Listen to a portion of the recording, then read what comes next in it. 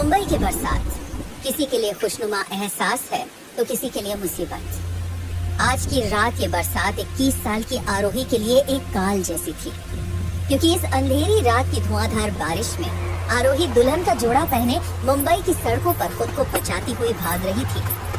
मन ही मन भगवान को याद करती आरोही बोल रही थी, मुझे बचा लीजिए कान्हा जी, मेरी मदद कीजिए। बेहद खूबसूरत हेजल आइज वाली वो नाजुक और मासूम सी आरोही भागते हुए बिलख बिलख कर रो रही थी। 3 लोग आरोही का पीछा कर रहे थे, जिसमें से एक आदमी कपिल था, वही कपिल जिसके साथ आरोही की शादी होने वाली थी। 25 साल का हट्टा कट्टा कपिल दूल्हे की पोशाक पहने भागते हुए आरोही को रोकने की कोशिश कर रहा था। आरोही का पीछा करते करते कपिल गुस्से में चिल्ला कर बोला, रुक जाओ आरोही, कब तक और कहाँ तक भागोगी? आज चाहे ये सारे बादल फटकर गिर भी पड़े, तब भी मैं तुमसे शादी करके रहूंगा। आज नहीं बच पाओगे तुम। आरोही ने कपिल की आवाज सुनकर अपनी भागने की रफ्तार और तेज कर दी और भागते हुए सीधा फ्लाईओवर पर चली गई। काफी आगे तक पहुंचने के बाद आरोही ने मुड़कर देखा तो उसे दूर दूर तक कपिल और उसके आदमी नजर नहीं आए। थक कर चूर हो चुकी आरोही की सांसें अब उखड़ने लगी थी और पैर लड़खड़ाने लगे थे। कुछ पल के लिए लंबी सांसें भरती हुई वो रुक गई। आरोही अभी पूरी तरह संभल भी नहीं पाई थी, तभी उसे अपने सामने 2 आदमी दिखे जो मुस्कुराते हुए उसकी तरफ ही बढ़ रहे थे। आरोही समझ गई कि ये कपिल के आदमी हैं। वहाँ से भागने के लिए जैसे ही आरोही मुड़ी, कपिल जोर जोर से हंसता हुआ उसके सामने आ गया और धीरे धीरे आगे बढ़ता हुआ बोला,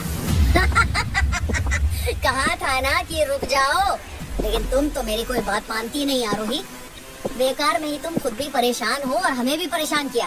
अब चलो, शादी का मुहूर्त निकला जा रहा है। घर पर माँ और पंडित जी हमारा इंतजार कर रहे हैं। कपिल आरोही से कुछ ही कदमों की दूरी पर था। तभी आरोही कांपती आवाज में कपिल से बोली, आज चाहे मेरी जान भी क्यों न चली जाए, लेकिन तुमसे तो मैं शादी कभी नहीं करूंगी कपिल। इतना कहते ही आरोही ने फ्लाईओवर से छलांग लगा दी। आरोही जैसे ही नीचे कूदी, कपिल जोर से चिल्लाया, आरोही! गुस्से में अपने आदमियों को घूरता हुआ कपिल दहाड़ा, तुम दोनों मेरा मुंह क्या देख रहे हो? जाओ जाकर देखो जिंदा है या मर गई। कपिल के आदमी उसका आदेश पाकर दौड़ते हुए फ्लाईओवर के नीचे गए। उनके पीछे पीछे कपिल भी गया। तीनों ने आरोही को बहुत ढूंढा, लेकिन वो कहीं नहीं मिली। कैसे मिलती? आरोही तो कहीं और ही पहुंच चुकी थी। दरअसल जब आरोही फ्लाईओवर से नीचे कूदी, तभी एक ट्रक वहां से गुजर रहा था और वो उस ट्रक में जा गिरी।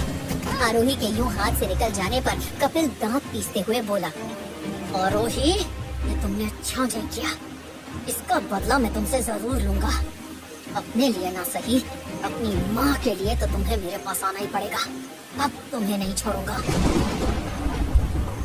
उधर डरी और सहमी आरोही खुद को संभालती हुई छुप कर ट्रक में बैठी रही। मन में आरोही ने भगवान का धन्यवाद किया और सोचा, कान्हा जी की कृपा से कपिल से तो बच गए, लेकिन अब मैं कहाँ जाऊँ? कुछ देर बाद शहर के बाहर एक ढाबे पर ट्रक रुका तो मौका देखकर आरोही भी चुपके से ट्रक से उतर गई। अब तक बरसात रुक चुकी थी और आरोही खुद को छुपाने का ठिकाना ढूंढ रही थी। उसने मन ही मन सोचा, किसी तरह ये रात निकल जाए, तब तक मुझे कहीं छुप कर बैठना पड़ेगा। ऐसा सोचते सोचते लोगों की नजरों से छुपती हुई आरोही ढाबे के पीछे पहुंची, जहां कोने में थोड़ी जगह बनाकर वो जमीन पर बैठ गई। आरोही नहीं जानती थी कि ढाबे के पीछे जाते समय उसे एक लड़के रोहित ने देख लिया था, जो अपने दोस्त अंकित के साथ ढाबे के बाहर ही अपनी कार में बैठा हुआ शराब पी रहा था। थकी और भीगी हुई आरोही ने जैसे ही अपना सिर दीवार से टिकाया, उसकी आंखें बंद हो गईं। उसके दिमाग में कुछ देर पहले हुई सभी घटनाएं घूमने लगी। कपिल की माँ ने कैसे उसे मजबूर करके शादी का जोड़ा पहनाया और कपिल ने किस तरह उससे जबरदस्ती शादी करने की कोशिश की। ये सब दृश्य जैसे आरोही की बंद आंखों के आगे ही मंडरा रहे थे। आरोही इसी सब सोच में थी कि तभी उसे एहसास हुआ कि कोई उसके गालों को छू रहा है। झटके से आंखें खोलकर आरोही ने देखा तो सामने रोहित नशे में झुककर उसके चेहरे को देख रहा था। रोहित को देखते ही आरोही जोर से चिल्लाई।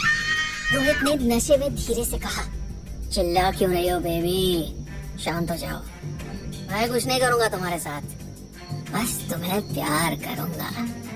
फिर पीछे मुड़कर अपने दोस्त को देखकर रोहित बोला, देख अंकित, हाँ, आज की रात की सेटिंग हो गई। आज इस दुल्हन के साथ सुहाग रात मनाएंगे हम दोनों। आरोही ने आओ देखा ना ताओ जोर से अपनी लात रोहित की छाती पर दे मारी और वहाँ से भाग निकली। रोहित पीछे की तरफ गिर पड़ा और चिल्लाते हुए बोला, अंकित पकड़ इसे, जाने मत देना साली को। पीछे खड़े अंकित ने लपक कर आरोही को पकड़ना चाहा, लेकिन आरोही ने नीचे से मिट्टी उठाकर अंकित की आंखों में फेंकी और वहाँ से भाग निकली। आरोही के भागते ही अंकित और रोहित दोनों खुद को संभाल कर आरोही के पीछे भागने लगे। फिर से एक बार आरोही उसी परिस्थिति में फंस गई जहाँ से थोड़ी देर पहले निकली थी। अपनी इज्जत को बचाने के लिए आरोही अपनी पूरी जान लगाकर भाग रही थी। अंकित और रोहित उसके पीछे इस तरह भाग रहे थे जैसे कोई जानवर अपने शिकार के पीछे भागता है।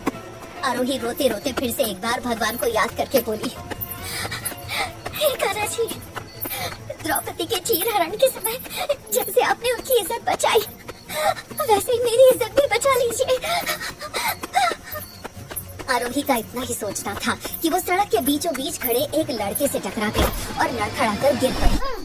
पीछे से उन दोनों लड़कों को भागकर अपनी तरफ ही आते देखकर आरोही ने उस लड़के के पैर पकड़कर गिड़गिड़ाते हुए कहा, मेरी मदद कीजिए प्लीज, मुझे बचा लीजिए प्लीज, मुझसे शादी कर लीजिए प्लीज। इतना कहते ही आरोही रोते रोते उस लड़के के पैरों में गिर गई। नशे में धुत वो लड़का मुंबई के एसपी का 25 साल का बेटा रुद्रांश राणा था, जिसे प्यार से सब रुद्र कहते थे। रुद्र ने नशे में आरोही को देखा और बेख्याली में कहा, कौन हो तुम? मैं तुमसे शादी क्यों कर लूं? तुम तो खुद किसी मंडप से भाग कर आई लगती हो। इससे पहले कि आरोही को जवाब दे पाती, अंकित और रोहित भी दौड़ते हुए वहाँ पर आ गए। अंकित और रोहित ने जब आरोही को रुद्र के पैरों में गिरा हुआ देखा तो दोनों जोर जोर से हंसने लगे। हंसते हंसते अंकित दूर खड़ा ही जोर से बोला, ये तो वही बात हो गई कि आसमान से गिरी और खजूर में अटकी। रोहित भी हंसते हुए बोला, हमसे बचकर भाग रही थी ना तू? जिसके पैरों में तू बैठी है वो हमारे ही दोस्त रुद्र है। अब कहाँ जाएगी? इतना कहते ही अंकित और रोहित ने एक दूसरे को ताली मारी और फिर से जोर से हंसने लगे। आरोही झट से खड़ी होकर रुद्र के पीछे छुप गई और धीरे से रुद्र से बोली, कान्हा जी ने आपको मेरी रक्षा करने के लिए यहाँ भेजा है। मुझे यकीन है कि आप मेरे साथ कुछ गलत नहीं करेंगे। आप अगर इन लोगों के दोस्त भी हैं तब भी इन लोगों से मुझे बचा लीजिए प्लीज। हो सके तो मुझसे शादी कर लीजिए प्लीज। रुद्र को कुछ समझ नहीं आ रहा था कि अचानक ये सब क्या हो गया। एक अनजान लड़की उससे शादी करने के लिए कह रही थी और उसके दोस्त उसके सामने खड़े होकर उस लड़की पर बुरी नजर डाल रहे थे। अपने दिमाग को काबू में करते हुए सामने खड़े अंकित और रोहित को देखकर रुद्र नशे में बोला, अंकित, रोहित, तुम दोनों अब तक घर नहीं गए? पार्टी खत्म हुए तो काफी देर हो चुकी है और तुम लोग इस लड़की के पीछे क्यों भाग रहे थे? जैसे पार्टी के बाद तू घर नहीं गया वैसे ही हम भी घर नहीं गए। अंकित हंसते हुए बोला। इतने में ही रोहित भी बोला, शायद आज किस्मत में एक साथ मजे करना लिखा था रुद्र। अब तो इस लड़की का काम तमाम करके साथ में ही घर जाएंगे। उन दोनों की ये बात सुनते ही आरोही ने डर के मारे पीछे से रुद्र की शर्ट पकड़ ली। रुद्र गुस्से में चिल्लाते हुए बोला, इसके आगे अगर एक भी शब्द बोला तो तेरी जबान खींच लूंगा अंकित। लड़कियों ने भाव देना बंद कर दिया क्या? जो सड़कों पर लड़कियों को ढूंढने निकले हो तुम दोनों?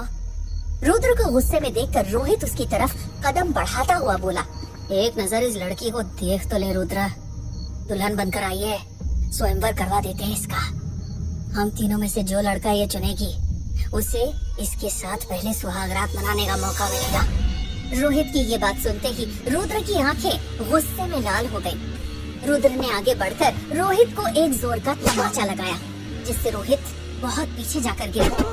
रोहित को इस तरह गिरते देखकर अंकित गुस्से में रुद्र के पास आया और उसका कॉलर पकड़कर बोला, साले पागल हो गया क्या? एक लड़की के लिए अपने दोस्त पर हाथ उठाया तूने? अब मैं तेरे सामने ही इसकी इज्जत तार तार करूंगा। इतना कहते ही अंकित ने रुद्र के पीछे खड़ी आरोही की तरफ हाथ बढ़ाया तो आरोही डरकर चीख पड़ी। इससे पहले कि अंकित का हाथ आरोही तक पहुंच पाता, रुद्र ने उसका हाथ पकड़कर उसे बुरी तरह से मोड़ दिया और उसे दूर फेंक दिया। दर्द में कर रहा हुआ अंकित जोर से चिल्लाया, इतने में ही रोहित उठकर आया और उसने रुद्र को लात मारने की कोशिश की, तो रुद्र ने रोहित का पैर पकड़कर उसे खींच कर गिरा दिया।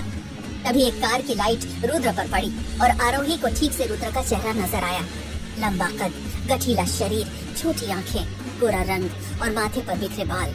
किसी फिल्म के हीरो से कम नहीं दिखता था रुद्र। कार में से रुद्र का दोस्त सक्षम अपने हाथ में पेट्रोल की कैन लेकर निकला और कार को ड्राइव कर रहे आदमी से बोला, थैंक यू भाई, आपने मुझे पेट्रोल पंप से यहाँ तक लिफ्ट दी, नहीं तो पैदल ही आना पड़ता है यहाँ। सक्षम रुद्र की तरफ मुड़कर बोला, मैं पेट्रोल ले आया रुद्र, जल्दी से कार में डाल और चल, तेरे बापू का 4 बार कॉल आ चुका है। बोलते बोलते सक्षम की नजर साइड में खड़ी आरोही और सड़क के दूसरी ओर खड़े अंकित और रोहित पर पड़ी, तो उसके शब्द उसके मुंह में ही अटक गए। सक्षम ने गला साफ करते हुए धीरे से कहा, रोहित, अंकित, तुम दोनों अब तक घर नहीं गए? हमारी कार का पेट्रोल खत्म हो गया था तो मैं पेट्रोल लेने गया था, लेकिन तुम तो बाहर से निकल गए थे ना। और ये दुल्हन कौन है? अंकित ने चिल्लाते हुए कहा, हमसे क्या पूछ रहा है? रुद्र से ही पूछ कि कौन है ये लड़की। दोस्ती का भी लिहाज नहीं किया इसने इस लड़की के चक्कर में। अंकित की बात सुनकर सक्षम ने रुद्र की तरफ देखते हुए कहा, क्या हुआ रुद्र, तू इतने गुस्से में क्यों है? ये अंकित क्या कह रहा है? ये लड़की कौन है? रुद्र बस खामोश खड़ा गुस्से में अंकित और रोहित को घूरे जा रहा था और आरोही एक साइड में खड़ी होकर रोए जा रही थी। सक्षम को कुछ समझ नहीं आ रहा था कि उसके गैर मौजूदगी में वहाँ क्या हुआ था। इतने में ही रोहित ने चिल्लाकर रुद्र से कहा, अब बता क्यों नहीं रहा रुद्र, कौन है ये लड़की और क्या लगती है तेरी? क्या रिश्ता है इसका तुझसे जो इसके लिए हमें मार रहा था? अंकित भी गुस्से में चिल्लाता हुआ बोला, तू समझा नहीं रोहित, ये अकेले ऐश करना चाहता है इस लड़की के साथ, लेकिन याद रखना रुद्र, हम दोनों की नजर इस लड़की पर पहले पड़ी थी, इसलिए पहला हक हमारा है। इतना कहते ही अंकित फिर से एक बार आरोही की तरफ बढ़ा। आरोही ने बुरी तरह घबराकर रुद्र की तरफ देखा तो रुद्र झट से आरोही के सामने आ गया और बोला, ये मैं आखिरी बार वार्निंग दे रहा हूँ तुम दोनों को, इस लड़की से दूर रहो। तभी रुद्र के पीछे खड़ी आरोही ने रोते हुए धीरे से रुद्र से कहा, हाँ, आज मेरी इज्जत दांव पर लगी है, मुझसे बचा लीजिए, मुझसे शादी कर लीजिए प्लीज, मुझे अपनी पत्नी बना लीजिए। अचानक आरोही ने रुद्र से शादी करने को क्यों कहा? क्या करेगा रुद्र आरोही से शादी या छोड़ देगा उसे उसके हाल पर? क्या कपिल कभी आरोही से दोबारा मिल पाएगा? जानने के लिए सुनते रहिए। आरोही ने रोते हुए धीरे से रुद्र से कहा, आज मेरी इज्जत दांव पर लगी है, मुझसे बचा लीजिए, मुझसे शादी कर लीजिए प्लीज, मुझे अपनी पत्नी बना लीजिए। आरोही की ये बात सुनकर रुद्र हैरानी से मुड़ा और आरोही को देखने लगा। आरोही ने फिर से कहा, प्लीज कर लीजिए मुझसे शादी, बचा लीजिए मेरी इज्जत। इतने में ही अंकित ने आरोही का हाथ पकड़ लिया। रुद्र ने गुस्से में अंकित की गर्दन पकड़ ली और उसे मारने लगा। सक्षम ने दौड़कर रुद्र को पकड़कर खींचा और रोहित ने अंकित को बचाया। रुद्र का ये रूप देखकर रोहित ने चिल्लाकर रुद्र से कहा, साले ज्यादा चर्बी चढ़ गई है तुझे, अभी थोड़ी देर पहले तो हमारे साथ दारू पी रहा था और अब इसके लिए हमसे दुश्मनी मोल ले रहा है, तेरी बीवी है क्या ये? आरोही का तो रो रो कर बुरा हाल हो चुका था। रुद्र अब तक गुस्से में पागल हो चुका था। वो जोर जोर से चिल्ला कर बोला, शर्म कर ले साले, साथ में दारू पी रहा था क्योंकि मैं तुम दोनों को अपना दोस्त समझता था, मुझे नहीं पता था कि तुम इतने गिरे हुए निकलोगे। और रही बात इस लड़की की, तो अगर ये मेरी बीवी नहीं है तो क्या तू इसके साथ कुछ भी करेगा? और अगर इसकी इज्जत बचाने के लिए मुझे इसे बीवी भी बनाना पड़े तो मैं तैयार हूँ। अगर ये मेरी बीवी नहीं है तो अभी बना लेता हूँ। इतना कहते ही रुद्र ने सक्षम को पीछे ढकेला और साइड में रखी पेट्रोल की कैन उठाकर उसमें से थोड़ा पेट्रोल सड़क पर छिड़क दिया। रुद्र ने सक्षम से गुस्से में कहा, लाइटर दे सक्षम। सक्षम घबरा कर रुद्र के पास आया और बोला, क्या करने वाला है तू रुद्र? ये दोनों नशे में हैं और तू भी। इस समय गुस्से में कोई भी फैसला मत ले। रुद्र ने सक्षम की किसी बात का जवाब नहीं दिया और फिर से गुस्से में कहा, मुझे लाइटर दे। सक्षम ने बात संभालते हुए कहा, लाइटर नहीं है मेरे पास। रुद्र ने चिढ़ते हुए सक्षम की शर्ट की जेब से लाइटर निकाला और सक्षम को पीछे की तरफ ढकेलते हुए बोला, मुझसे अभी पंगा मत लेना, अपनी जुबान बंद करके खड़ा रहे, नहीं तो चला जा यहाँ से। अंकित और रोहित अवाक होकर रुद्र को देखे जा रहे थे। रुद्र ने सड़क पर गिरे हुए पेट्रोल पर लाइटर से आग लगाई और फिर आरोही का हाथ पकड़कर आग के पास लेकर आ गया। सहमी खड़ी आरोही चुपचाप रुद्र के साथ साथ चल दी। सक्षम एक बार फिर से दौड़कर रुद्र के पास गया और उसे रोकता हुआ बोला, तू होश में नहीं है रुद्र, तुझे अभी समझ नहीं आ रहा है कि तू क्या कर रहा है। ये सब बेवकूफी मत कर, चल यहाँ से। लेकिन रुद्र पर तो जैसे पागलपन सवार हो गया था। उसने सक्षम को जोर से धक्का देकर पीछे कर दिया और बोला, मैंने कहा ना तो चुप खड़ा रहे, और अगर चुप नहीं रह सकता तो जा यहाँ से। रुद्र ने रोहित और अंकित को घूरते हुए आरोही का हाथ पकड़कर आग के चारों तरफ घूमना शुरू कर दिया। रुद्र ने आरोही के साथ उस अग्नि के 7 फेरे लिए। जैसे जैसे एक एक फेरा पूरा हो रहा था, आरोही के चेहरे पर तनाव कम होता जा रहा था। सक्षम, अंकित और रोहित तीनों ही हैरान खड़े रुद्र को देखे जा रहे थे। आरोही तो बस कठपुतली की तरह रुद्र के पीछे पीछे चले जा रही थी। आरोही के साथ फेरे लेने के बाद रुद्र ने सड़क के किनारे एक खाली बोतल को फोड़कर उसके कांच से अपने अंगूठे में घाव किया और निकलते खून से आरोही की मांग भर दी। जैसे ही रुद्र ने आरोही की मांग भरी, आरोही की आंखों से आंसुओं की धारा बहने लगी। इस बीच में रोहित ने चुपके से रुद्र और आरोही की कुछ फोटोज ले ली और चुपचाप खड़ा हो गया। रुद्र ने अंकित और रोहित की तरफ घूरते हुए देखा और चिल्लाकर बोला, हो गई अब ये मेरी बीवी। खबरदार जो अब मेरी बीवी की तरफ आंख उठा के देखा भी तो तुम दोनों की आंखें बाहर निकाल दूंगा। अंकित ने रोहित से धीरे से कहा, सच में पागल हो गया है, खुद कपड़ों की तरह गर्लफ्रेंड बदलता है और आज महात्मा बना हुआ है। रोहित बोला, आज इसका ड्रामा खत्म होने दे, यहाँ से वापस जाएगा तब इसे देख लेंगे। अब तक सक्षम खामोश खड़ा ये सब देख रहा था, लेकिन अब जल्दी से अंकित और रोहित के पास गया और उन दोनों से दांत पीसते हुए बोला, बहुत तमाशा हो गया, अब तुम दोनों यहाँ से निकलो, नहीं तो मैं रुद्र को रोक नहीं पाऊंगा और वो तुम दोनों को इसी आग में झोंक देगा। तुम दोनों रुद्र के गुस्से को अच्छी तरह से जानते हो, जल्दी से जाओ।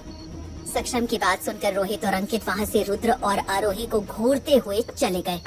उन दोनों के जाने के बाद सक्षम रुद्र के पास आया और बोला, देख रुद्र, तुझे जो करना था वो तूने कर लिया।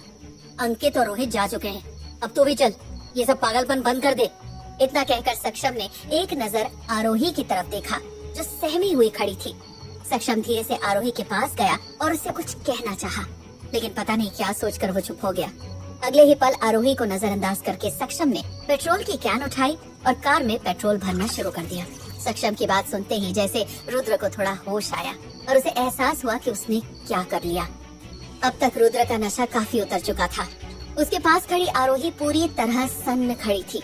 वो समझ ही नहीं पा रही थी कि वो खुश हो या दुखी हो। कुछ ही पलों में उसकी जिंदगी में कितने बड़े बड़े तूफान आ गए थे। मन ही मन आरोही सोच रही थी, सोचा भी नहीं था कि मेरी शादी इस तरह से होगी, वो भी किसी अजनबी से।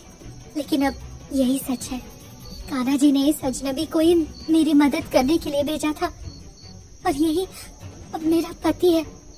इतने में ही सक्षम ने रुद्र को आवाज लगाकर कहा, पेट्रोल भर चुका है रुद्र, चल कार में बैठ। ये कहकर सक्षम ड्राइविंग सीट पर बैठ गया।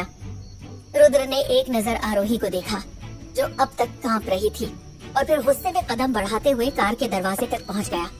आरोही ने जब देखा कि रुद्र वहां से जा रहा है, वो दौड़कर रुद्र के पास गई और रोते हुए बोली, आप मुझे इस तरह अकेले छोड़कर कैसे जा सकते हैं? अभी तो आपने मुझसे शादी की है। कार का दरवाजा खोलते खोलते रुद्र का हाथ रुक गया। वो आरोही की तरफ मुड़ा और नफरत से उसकी तरफ देखकर बोला, सुनो लड़की, अब जो भी तुम्हारा नाम है, थोड़ी देर पहले जो नौटंकी हुई है उसे शादी का नाम देकर मुझे फंसाने की कोशिश मत करना। मैंने जो भी कुछ किया नशे और गुस्से में तुम्हारे उकसाने पर किया। मेरी नजर में शादी का कोई मायने नहीं है, इसलिए मेरा सिर मत खाओ और अपनी राह जाओ। रुद्र की ये बात सुनते ही जैसे आरोही के सिर पर पूरा आसमान गिर पड़ा। रुद्र के शब्दों से आरोही पूरी तरह से टूट गई। फिर कुछ हिम्मत जुटाकर आरोही बोली, लेकिन इतनी रात को मैं कहाँ जाऊंगी? मुझे ऐसे अकेले छोड़कर मत जाइए प्लीज। इतना कहते ही आरोही की आंखों में फिर से आंसू आ गए। रुद्र अब तक आरोही से पूरी तरह से चिढ़ चुका था। वो चिढ़ते हुए बोला, मेरी बला से तुम भाड़ में जाओ। जब दुल्हन बनकर भागी थी तब भी रात ही थी, तब क्यों नहीं सोचा कि कहाँ जाओगी? अब मेरा पीछा छोड़ो और मुझे माफ करो। ये कहकर रुद्र ने आरोही के सामने हाथ जोड़ लिए और कार का दरवाजा खोल लिया।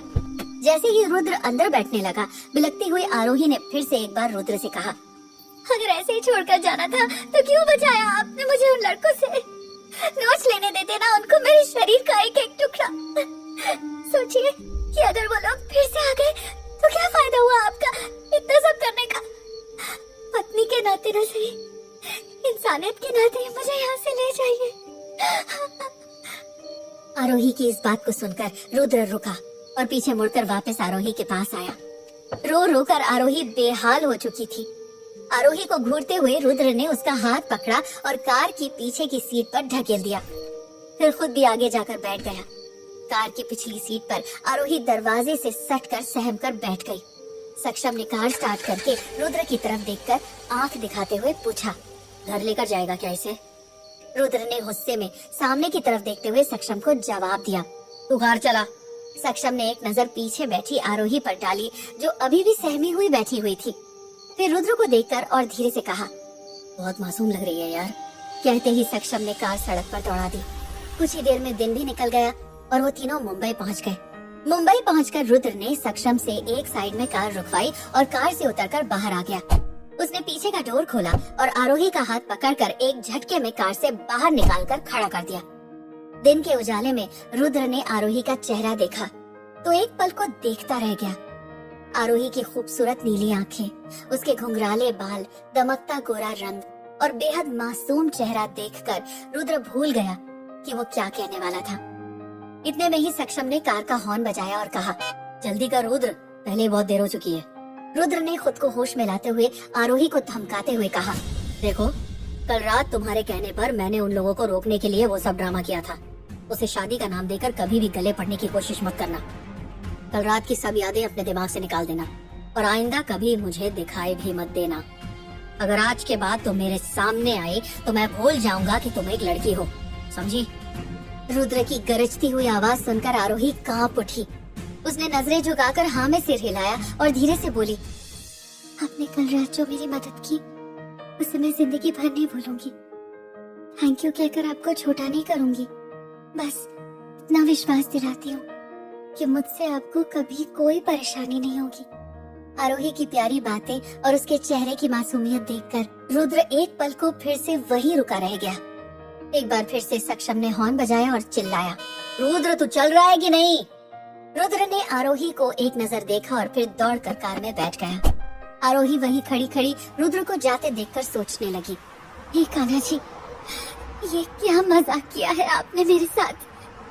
कुछ देर आरोही सड़क के किनारे खड़ी रही और सोचती रही कि वो क्या करे और कहाँ जाए। आरोही की बुरी हालत और पहने हुए शादी के जोड़े की वजह से आते जाते लोग उसे घूर घूर कर देख रहे थे। आरोही ने कुछ सोचा और सोचते ही उसके चेहरे पर एक डर साफ साफ दिखने लगा।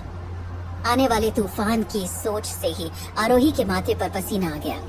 फिर भी उसने हिम्मत इकट्ठा की, डर का सामना करते हुए अपनी मुट्ठी बांधी और एक ऑटो रोककर उसमें बैठ गई।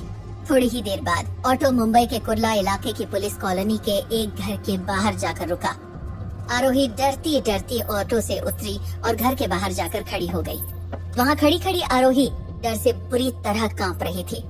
आरोही ने खुद को हिम्मत देते हुए अपने आप से कहा, तू इस तरह कमजोर नहीं पड़ सकती आरोही। अपनी मम्मी के लिए तुझे अंदर जाना ही होगा। अगर तू आज अंदर नहीं गई तो अपनी मम्मी को बचा नहीं पाएगी। इतना सोचकर आरोही ने एक लंबी सांस छोड़ी और कांपते हाथों से डोर बेल बजाई। जैसे ही दरवाजा खुला, सामने कपिल खड़ा था। क्यों गई आरोही दोबारा कपिल के पास? क्या कर लेगी वो कपिल से शादी या इंतजार करेगी रुद्र का? क्या रुद्र मानेगा आरोही के साथ अपनी शादी को? आरोही ने एक लंबी सांस खींची और कांपते हाथों से डोरबेल बजाई। जैसे ही दरवाजा खुला, सामने कपिल खड़ा था। जैसे ही कपिल ने आरोही को देखा, उसकी आंखें गुस्से से लाल हो गईं। उसने तुरंत आरोही का हाथ पकड़कर उसे घर के अंदर खींच लिया और जोर से आवाज लगाता हुआ बोला, माँ जल्दी बाहर आओ, देखो कौन आया है। कपिल ने आरोही का हाथ पकड़कर मरोड़ते हुए दांत भींचते हुए कहा, मुझे पता था तुझे वापस मेरे पास ही आना पड़ेगा। इतने में ही कपिल की माँ सुषमा अंदर वाले कमरे से निकल कर आई। भारी भरकम शरीर वाली सुषमा ने जैसे ही आरोही को देखा, कोसते हुए चिल्लाकर बोली, अब क्या लेने आई है कमबख्त? कल रात तो ऐसे अकड़ कर भागी थी जैसे कभी वापस ही नहीं आएगी। हमारा मुंह काला करके चैन पड़ गया तेरे दिल को। कपिल ने मुंह बनाते हुए कहा, वापस कैसे ना आती माँ? ये अच्छी तरह जानती है कि इसकी माँ की जिंदगी अब मेरे हाथों में ही है। दोनों की बातें सुन रही आरोही घबराकर बस मुंह झुकाकर खड़ी रही। सुषमा ने आरोही के पास जाकर कहा, वो तो मेरे बेटे का दिल तुझ पर आ गया, नहीं तो तुझ जैसी अनाथ को तो मैं अपने घर की चौखट के अंदर भी ना आने दूं। क्यों वापस आई तू? कपिल ने हंसते हुए अपनी माँ से कहा, मैं जानता हूँ कि इसके पास मुझसे शादी करने के अलावा कोई दूसरा चारा नहीं है। कल रात तो मंडप से भागकर अपनी मनमानी कर ली इसने, अब पछता रही होगी, इसीलिए वापस आई है। कोई बात नहीं, मैं अब भी इससे शादी करने को तैयार हूँ। आरोही धीरे से कपकपाती हुई आवाज में बोली, मेरी शादी हो गई है कपिल। आरोही की ये बात सुनकर कपिल और उसकी माँ आंखें फाड़कर उसकी तरफ देखने लगे। सुषमा चिढ़ते हुए बोली, क्या बकवास कर रही है? किसने तुझसे शादी कर ली? कपिल एक पल के लिए हैरान हो गया था, लेकिन अगले ही पल जोर जोर से हंसते हुए बोला, इसकी बातों में मत आओ माँ, ये झूठ बोलकर मुझसे बचना चाह रही है। लेकिन अब कुछ नहीं होगा, इसे इस घर में रहना है तो मुझसे शादी करनी ही पड़ेगी। सुषमा नफरत से आरोही की तरफ देखकर बोली, झूठ बोलते शर्म नहीं आती तुझे? मत भूल कि तू हमारे एहसानों के तले दबी हुई है। कपिल अपनी माँ को मनाते हुए बोला, छोड़ो ये सब बातें माँ, अब ये वापस आ चुकी है, अब मैं इसे कहीं जाने नहीं दूंगा। आप जल्दी से पंडित जी को फोन करो और उन्हें तुरंत बुलाओ, मैं अभी इससे शादी करूंगा। आरोही ने घबराते हुए कपिल की माँ की तरफ देखा और डरते हुए बोली, मैं झूठ नहीं बोल रही, मैंने सच में शादी कर ली। कपिल ने अब अपना आपा खो दिया और आरोही के मुंह पर एक जोरदार तमाचा मारा, जिससे आरोही कपिल की माँ के पैरों में जाकर गिरी। कपिल की माँ के पैरों में गिरते ही आरोही के सिर से चुनरी हट गई और उसकी मांग में लाल रंग देखकर सुषमा बोली, हाय राम, इसकी मांग में तो सिंदूर लगा है। कल मुही, कहाँ मुंह काला करके आई है तू? इतना सुनते ही कपिल जल्दी से आरोही के पास आया और उसकी मांग में सिंदूर लगा देखा। ये देखकर कपिल ने आरोही के बाल जोर से पकड़ लिए और बोला, ये सब क्या नाटक लगा रखा है? ये सब झूठी कहानी मेरे सामने मत सुना। भूल गई कि मैं पुलिस इंस्पेक्टर हूँ और झूठ फौरन पकड़ लेता हूँ। आरोही ने अपने बाल छुड़ाते हुए रोते और दर्द में तड़पते हुए कहा, मैं सच कह रही हूँ कपिल, मेरी शादी हो गई है। कल रात मैंने शादी कर ली। इतना सुनकर कपिल ने फिर से आरोही को थप्पड़ मारने के लिए हाथ उठाया ही था कि उसकी माँ ने उसका हाथ पकड़ लिया और इशारा करके उसे रोक दिया। सुषमा आरोही के पास नीचे ही बैठ गई और उसका कंधा पकड़कर बोली, चल माना कि तूने शादी कर ली, तो कहाँ है तेरा पति? वापस यहाँ हमारी छाती पर मूंग दलने क्यों आ गई? अपने पति के साथ क्यों नहीं चली गई? अगर तू सच बोल रही है तो मिलवा अपने पति से। सुषमा की ये बात सुनकर आरोही घबरा गई। आरोही डरते डरते बोली, जी वो मामी जी, मेरे पति को कुछ दिनों के लिए शहर से बाहर जाना पड़ा। मैं तो यहाँ पर सिर्फ अपना सामान और मम्मा के हॉस्पिटल के पेपर्स लेने आई हूँ। सुषमा ने बड़ी अजीब सी नजरों से आरोही को देखा और ताने मारती हुई बोली, अच्छा तो ठीक है, कभी तो वापस आएगा ही तेरा पति, अब उसके साथ आकर अपना सामान ले जाना। कपिल ने कुछ बोलना चाहा, लेकिन उसकी माँ ने उसे चुप खड़ा रहने का इशारा कर दिया।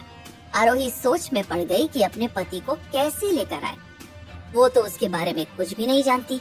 आरोही को सोच में डूबा देखकर कपिल की माँ के चेहरे पर टेढ़ी मुस्कुराहट आ गई। वो धीरे से आरोही से बोली, अभी भी मौका है, अपनी गलती मान ले और कह दे कि तू झूठ बोल रही है। मेरा बेटा अब भी तुझे अपनाने को तैयार है। आरोही फूट फूट कर रोने लगी और बोली, आप लोग मेरी बात का यकीन कीजिए, मेरी शादी हो चुकी है, मुझे बस आप अपना सामान ले जाने दीजिए। मेरी कॉलेज की किताबें, मम्मा के पेपर्स और मेरी डॉक्यूमेंट्स सब यही है। ये सुनते ही कपिल का चेहरा गुस्से से तमतमा गया। उसने आरोही को आगे बोलने का मौका ही नहीं दिया। कपिल ने आरोही की बाह पकड़ी और गुस्से में दबाते हुए बोला, बहुत बकवास कर ली अब तूने। मैं भी देखता हूँ कि तू इस घर से कैसे जाएगी। इतना कहते ही कपिल उसे पकड़कर खींचता हुआ ले गया और उसे एक कमरे में ले जाकर दरवाजा अंदर से लॉक कर लिया। कपिल को अपने साथ कमरे में बंद देखकर आरोही बुरी तरह कांपने लगी और एक कोने में खुद को बचाने की कोशिश में सिमट कर बैठ गई। कपिल धीरे धीरे आरोही की तरफ बढ़ा और बोला, इज्जत रास नहीं आ रही ना तुझे? मैं तो अपने पापा का लिहाज करके तुझसे शादी करके ही तुझे छूना चाहता था, लेकिन आज तूने मुझे मजबूर कर दिया है। अब मैं तुझसे शादी किए बिना ही तेरा वो हाल करूंगा कि तू खुद को भी मुंह दिखाने के लायक नहीं रहेगी। इतने सालों से तेरे लिए तड़पा हूँ, लेकिन अब और नहीं। इतना कहते ही कपिल ने आरोही के पास जाकर उसकी चुनरी खींचकर एक साइड फेंक दी। कपिल की इस हरकत पर आरोही जोर जोर से चिल्लाकर रोने लगी। ये पाप मत करो कपिल, मुझे छोड़ दो। तुम्हें तुम्हारे पापा की कसम, प्लीज। लेकिन कपिल पर तो आरोही को हासिल करने का भूत सवार था। उसने झटके से आरोही को पकड़कर अपने करीब खींचा तो आरोही ने उसका मुंह अपने हाथ से पीछे करते हुए हिम्मत दिखाते हुए कहा, आज अगर तुमने मेरे साथ कुछ भी गलत किया तो मेरे पति तुम्हें नहीं छोड़ेंगे कपिल। वो बहुत बड़े ऑफिसर हैं और तुम्हारी कंप्लेन कर देंगे। अगर मैं 1 घंटे तक इस घर से न निकली तो तुम अपनी नौकरी से हाथ धो बैठोगे। आरोही की ये बातें सुनकर कपिल ने आरोही को एक तमाचा लगा दिया। कपिल की माँ को आरोही की आवाजें सुनाई दी तो उसने कमरे के दरवाजे को नॉक किया और कपिल को कहा, कपिल बेटा दरवाजा खोल, मुझे इससे बहुत जरूरी बात करनी है। कपिल ने अपनी माँ की आवाज सुनकर आरोही को बेड पर फेंका और दरवाजा खोलकर बाहर आया। कपिल की माँ उसे पकड़कर दूसरी तरफ ले गई और बोली, क्या पता ये सच बोल रही है कपिल, इसे इस तरह से बंद करके रखना ठीक नहीं है। वैसे भी इसकी हालत और मांग में सिंदूर देखकर लगता है किसने शादी कर ली है। कपिल ने मुंह बनाते हुए कहा, ऐसा कर ही नहीं सकती माँ, मैं बचपन से इसे जानता हूँ। मुझे इसके पल पल की खबर रहती है। ये किसी से बात भी करती है तो मुझे सबसे पहले पता चल जाता है।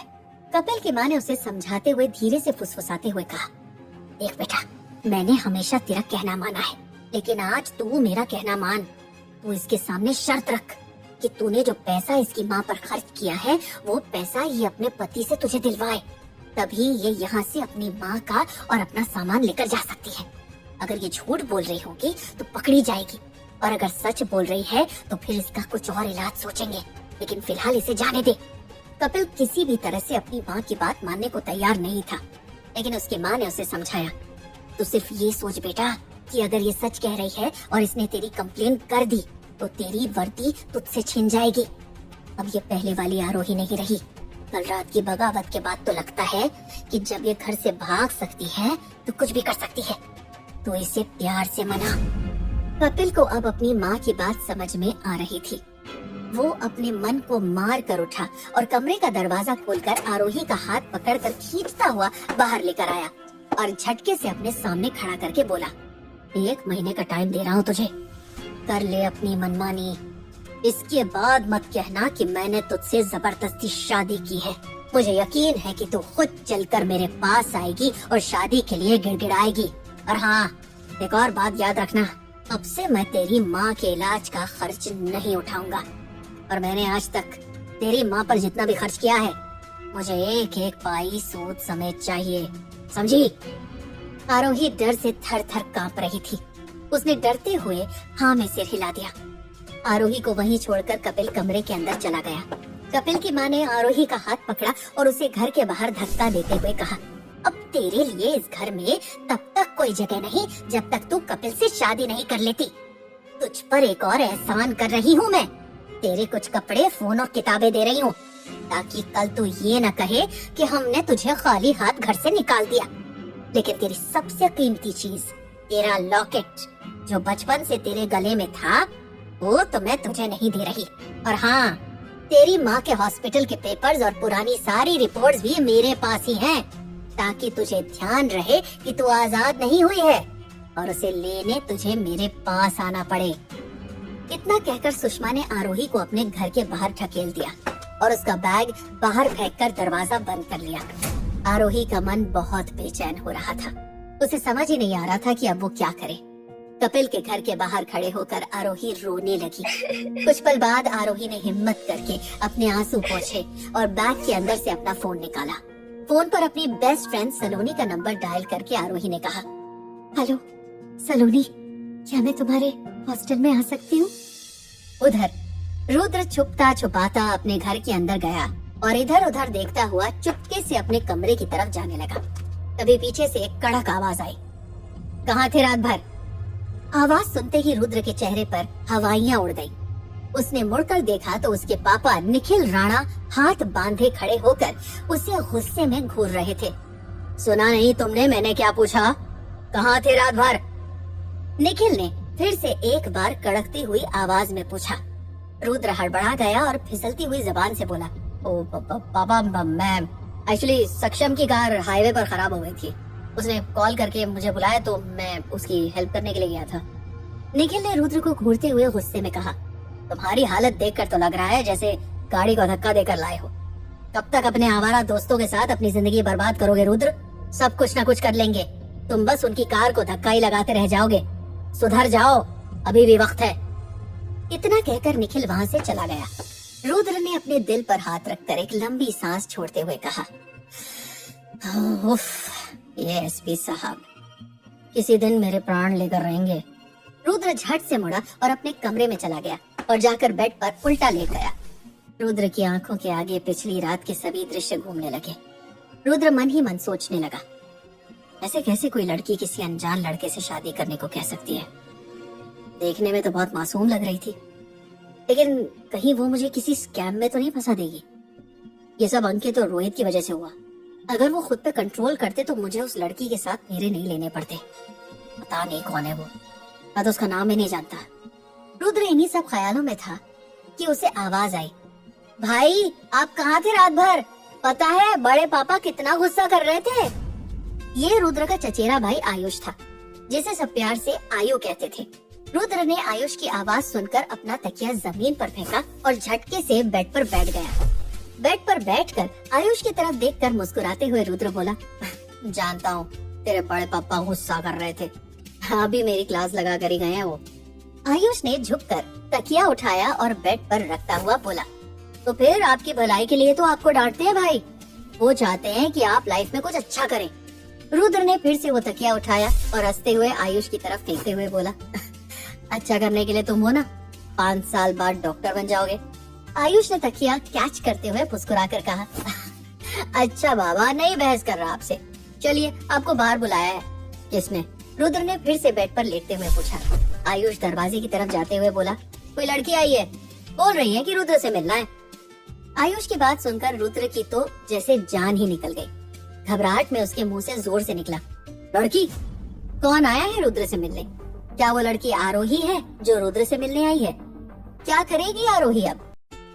आयुष दरवाजे की तरफ जाते हुए बोला, कोई लड़की आई है, बोल रही है कि रुद्र से मिलना है।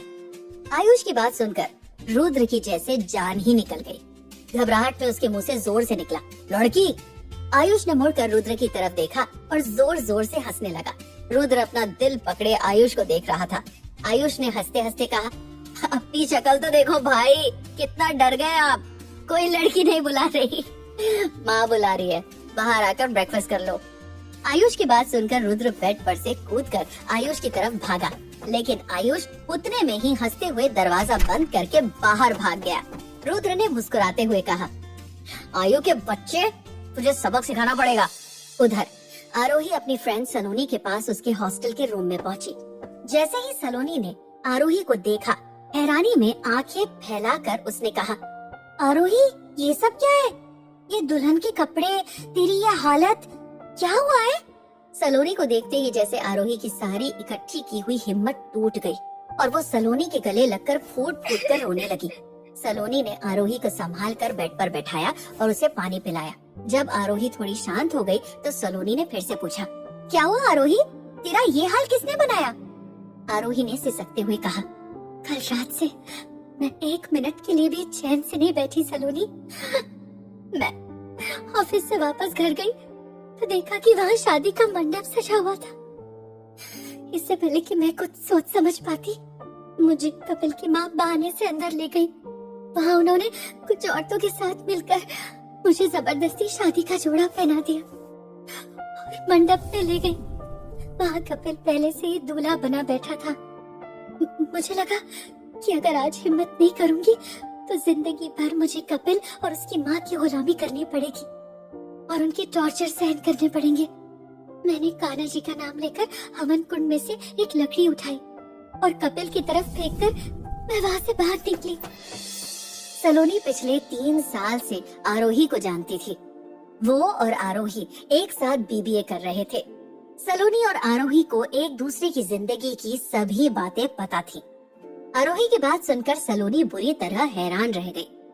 वो परेशान होकर बोली, कपिल और उसकी माँ ने तो हद कर दी यार। अभी 2 महीने भी पूरे नहीं हुए कपिल के पापा को गुजरे हुए और उन दोनों ने तेरा जीना हराम कर दिया। आरोही ने अपने सिर पर हाथ रखा और दुखी होती हुई बोली, मामा जी जब तक जिंदा थे तब तक ये दोनों खुलकर मेरे साथ कुछ गलत नहीं कर पाते थे। जब मामा जी घर पर नहीं होते थे तो मामी जी का व्यवहार मेरे प्रति बहुत कड़वा हो जाता था, लेकिन फिर भी मैं सब सह जाती थी क्योंकि मामा जी मुझे अपनी बेटी जैसे प्यार करते थे। चाहे वो मेरे सगे मामा नहीं थे, लेकिन उन्होंने मेरी मम्मा को अपनी बहन माना था और एक भाई की तरह ही हर फर्ज निभाया। कपिल ने शुरू से ही मुझ पर बुरी नजर रखी थी, लेकिन फिर भी उसकी इतनी हिम्मत नहीं थी कि अपने पापा के सामने मुझे आंख उठाकर भी देखे। लेकिन उनके जाने के बाद एक एक दिन उन दोनों के साथ रहना मुश्किल हो गया। सलोनी ने आरोही से पूछा, लेकिन वहाँ से भागकर तू कहाँ गई आरोही? कहाँ रही रात भर? रात को ही मेरे पास क्यों नहीं आई तू? आरोही ने सलोनी की तरफ देखा और दुखी होकर कहा, कल रात तो मेरी जिंदगी में तूफान आ गया था सलोनी। फिर आरोही ने सलोनी को रात में हुई हर एक बात बताई। आरोही की पूरी बात सुनकर सलोनी आरोही के पास बैठी और उसके कंधे पर हाथ रखकर बोली, वो जो भी था कमाल का लड़का था आरोही। कैसे हीरो की तरह उसने तुझसे सबके सामने शादी कर ली, लेकिन अब तू क्या करेगी? तुझे उसके बारे में कुछ पता है? मतलब वो कहाँ रहता है, क्या करता है? आरोही मुरझाए चेहरे के साथ बोली, नहीं सलोनी, मैं तो उनका पूरा नाम भी नहीं जानती। वो लोग उन्हें रुद्र कहकर बुला रहे थे, बस इतना ही पता है, बाकी मैं कुछ नहीं जानती।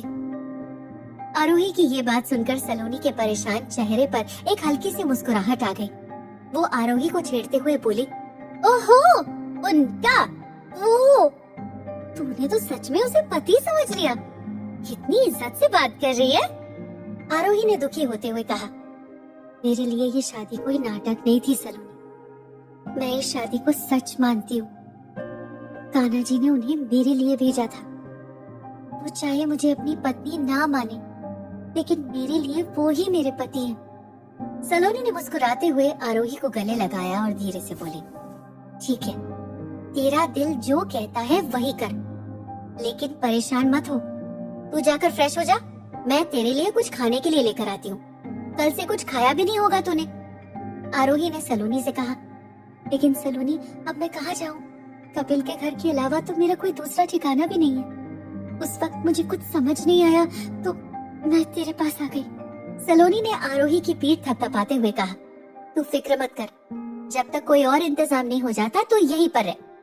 आरोही ने परेशान होते हुए कहा, लेकिन मेरे पास हॉस्टल की फीस देने के लिए पैसे भी नहीं है सलोनी, फिर मैं यहाँ कैसे रहूंगी? सलोनी ने कुछ सोचते हुए कहा, पैसे तो मेरे पास भी नहीं है, मेरा खर्चा तो खुद मेरे भैया उठाते हैं। लेकिन एक आइडिया है, तुझे अगर यहाँ रहना है तो छुप छुप कर सबकी नजरों से बचकर रहना पड़ेगा। आसपास के रूम्स की लड़कियां तो मेरी फ्रेंड्स हैं, उन्हें तो मैं समझा दूंगी। बस वार्डन की नजरों से बचकर आना जाना, फिर कोई प्रॉब्लम नहीं होगी। अब ज्यादा मत सोच, सब मैनेज हो जाएगा। आरोही सलोनी के गले लगकर बोली, सच ही कहते हैं लोग, सच्चे दोस्त अगर जिंदगी में हो तो तुम्हें किसी परिवार की जरूरत नहीं है। सलोनी ने भी हंसते हुए आरोही को गले लगा लिया। उधर रुद्र फ्रेश होकर अपने कमरे से बाहर निकल कर आया तो डाइनिंग टेबल पर ब्रेकफास्ट सजा हुआ था। रुद्र के दादा दादी वहाँ बैठे ब्रेकफास्ट कर रहे थे। रुद्र उनके पास जाकर बैठ गया और धीरे से बोला, दादू, आपके बेटे के मिजाज के क्या हाल हैं? दादू ने रुद्र के कान में फुसफुसाते हुए कहा, बस मुंह बंद करके बैठे रहना, मिजाज कुछ बिगड़े हुए लग रहे हैं। अपने दादू की बात सुनकर रुद्र मुस्कुराने लगा। रुद्र की दादी उसे देखकर बोली, रुद्र बेटा, अपने खाने पीने पर ध्यान दे, कितना कमजोर होता जा रहा है। इतने में ही निखिल वहाँ आ गया और चिढ़ते हुए बोला, हाँ माँ, आपने सही कहा, बहुत कमजोर हो गया है निकम्मा। आवारागर्दी करने में बहुत मेहनत लगती है ना, इसलिए खाने पीने की सुध नहीं रहती। रुद्र ने अपना सिर झुका लिया और सामने रखे सेब को उठाकर खाने लगा। निखिल उसे देखकर बुरी तरह बिगड़ने लगा और बोला, शर्म नाम की चीज नहीं है इस लड़के में। कभी सोचा है कि जिंदगी में क्या करना है? यूपीएससी के 2 अटेम्प्ट्स में फेल हो चुके हो। इस बार तुमने अगर एग्जाम क्लियर नहीं किया तो घर से लात मारकर निकाल दूंगा। निखिल की बात सुनकर रुद्र को बहुत गुस्सा आ रहा था और गुस्से में उसने सेब वापस रख दिया। इतने में ही रुद्र के चाचा मयंक वहाँ पर आ गए। मयंक ने निखिल से कहा, क्या भाई आप भी हर टाइम मेरे बेटे के पीछे पड़े रहते हैं? निखिल ने मयंक पर गुस्सा करते हुए कहा, तुम सबने इसे बिगाड़ रखा है, इसलिए कुछ नहीं कर पा रहा। एक ये है और एक इसकी बहन आद्या।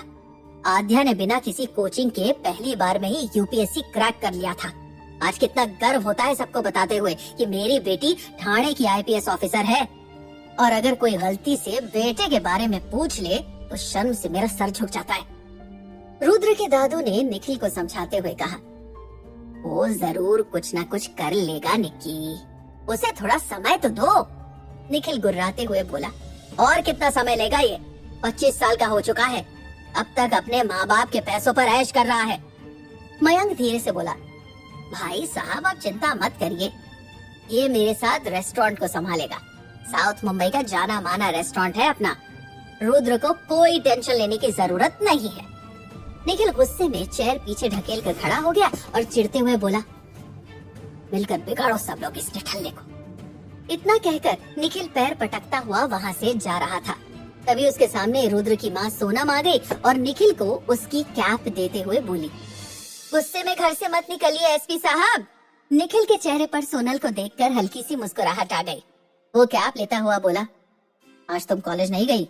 सोनल ने निखिल की यूनिफॉर्म सही करते हुए कहा, आज मेरा कोई लेक्चर नहीं है, बस एक मीटिंग है, वो अटेंड करनी है, दोपहर को जाऊंगी। निखिल सिर हिलाकर वहाँ से चला गया। मयंक भी निखिल के पीछे पीछे घर से बाहर निकल गया। निखिल और मयंक के जाते ही सोनल वहाँ आई और चेयर पर बैठती हुई रुद्र से नाराज होती हुई बोली, रुद्र, कल रात से तुम्हारे पापा इतना परेशान थे तुम्हारे लिए, पूरी रात घर से गायब थे तुम। वो ठीक ही कहते हैं, बिगाड़ दिया है तुम्हें सबके लाड प्यार ने। रुद्र कुछ बोल पाता उससे पहले ही उसकी दादी बोली, अब निक्की गया तो तुम शुरू हो गई बहू, कम से कम कुछ खाने तो दो उसे। रुद्र भी मुस्कुराते हुए बोला, हाँ दादी, देखिए ना, इसी वजह से मैं इतना कमजोर हो गया हूँ। रुद्र की इस बात पर सब मुस्कुराने लगे। इतने में ही आयु भी वहाँ आकर बैठ गया और रुद्र को छेड़ते हुए बोला, अरे लेकिन आपने बताया नहीं भाई, कहाँ थे पूरी रात? रात की बात से रुद्र की आंखों के आगे आरोही का चेहरा आ गया। रुद्र पिछली रात की याद में खोया हुआ था कि इतने में ही रुद्र की चाची यानी छोटी माँ नैना अपने हाथ में ब्रेकफास्ट की ट्रे लेकर आ गई और रुद्र के सामने उसकी प्लेट और कॉफी का कप रखते हुए बोली, बहुत गलत बात है भैया की, मेरे बच्चे के पीछे पड़ जाते, कम से कम खाने को दिया करे ना उसे, सुबह से ही ताने मारने शुरू कर देते। सोनल झट से नैना से बोली, बस करो नैना, तुम्हारे लाड प्यार ने इसे निकम्मा बना दिया है, कभी तो इसको इसकी गलती का एहसास करवाओ। नैना हंसते हुए सोनल को चाय का कप पकड़ाते हुए बोली, आप देखना दीदी, मेरा रुद्र दुनिया में हमारा नाम रोशन करेगा, मुझे पूरा यकीन है। आयुष हंसते हुए बोला, हाँ माँ, दुनिया में आप लोगों के नाम के बल्ब जलाकर आएंगे भाई। आयुष की बात पर सब लोग हंसने लगे। रुद्र कॉफी का सिप लेते हुए बोला, अरे ईशु कहाँ है, आज ब्रेकफास्ट करने क्यों नहीं आई? आयुष ने खाते हुए कहा, ईशु नहीं, ईशा राणा कहिए भाई।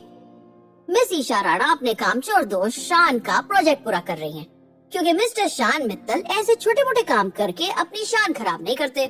रुद्र हंसते हुए बोला, वो ईशु का ही नहीं, मेरा भी दोस्त है, और मेरे दोस्त मेरे जैसे निकम्मे नहीं होंगे तो क्या तेरे जैसे पढ़ाकू होंगे? ये कहते कहते रुद्र उठकर ईशु के कमरे की तरफ चला गया। रुद्र को वहाँ से जाते देखकर सोनल बोली, पता नहीं कब अक्ल आएगी इस लड़के को। रुद्र ईशु के कमरे की तरफ जा ही रहा था कि उसके फोन पर सक्षम का कॉल आया। रुद्र ने फोन उठाकर कहा, हाँ सक्षम बोल। उधर से सक्षम ने जो भी कहा उसे सुनकर रुद्र का चेहरा गुस्से में तमतमा गया।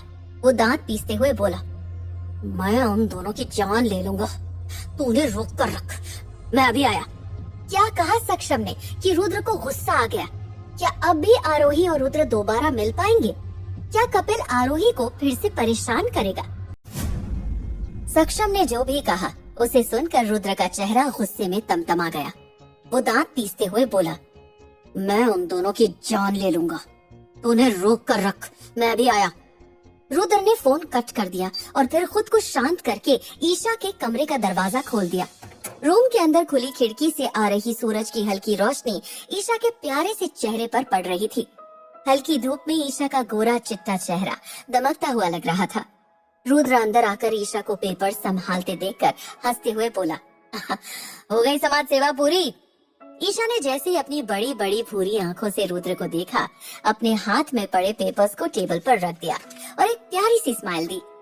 ईशा के दोनों गालों पर हंसते मुस्कुराते हुए डिम्पल्स पड़ते थे, जिससे वो और भी ज्यादा खूबसूरत लगती थी।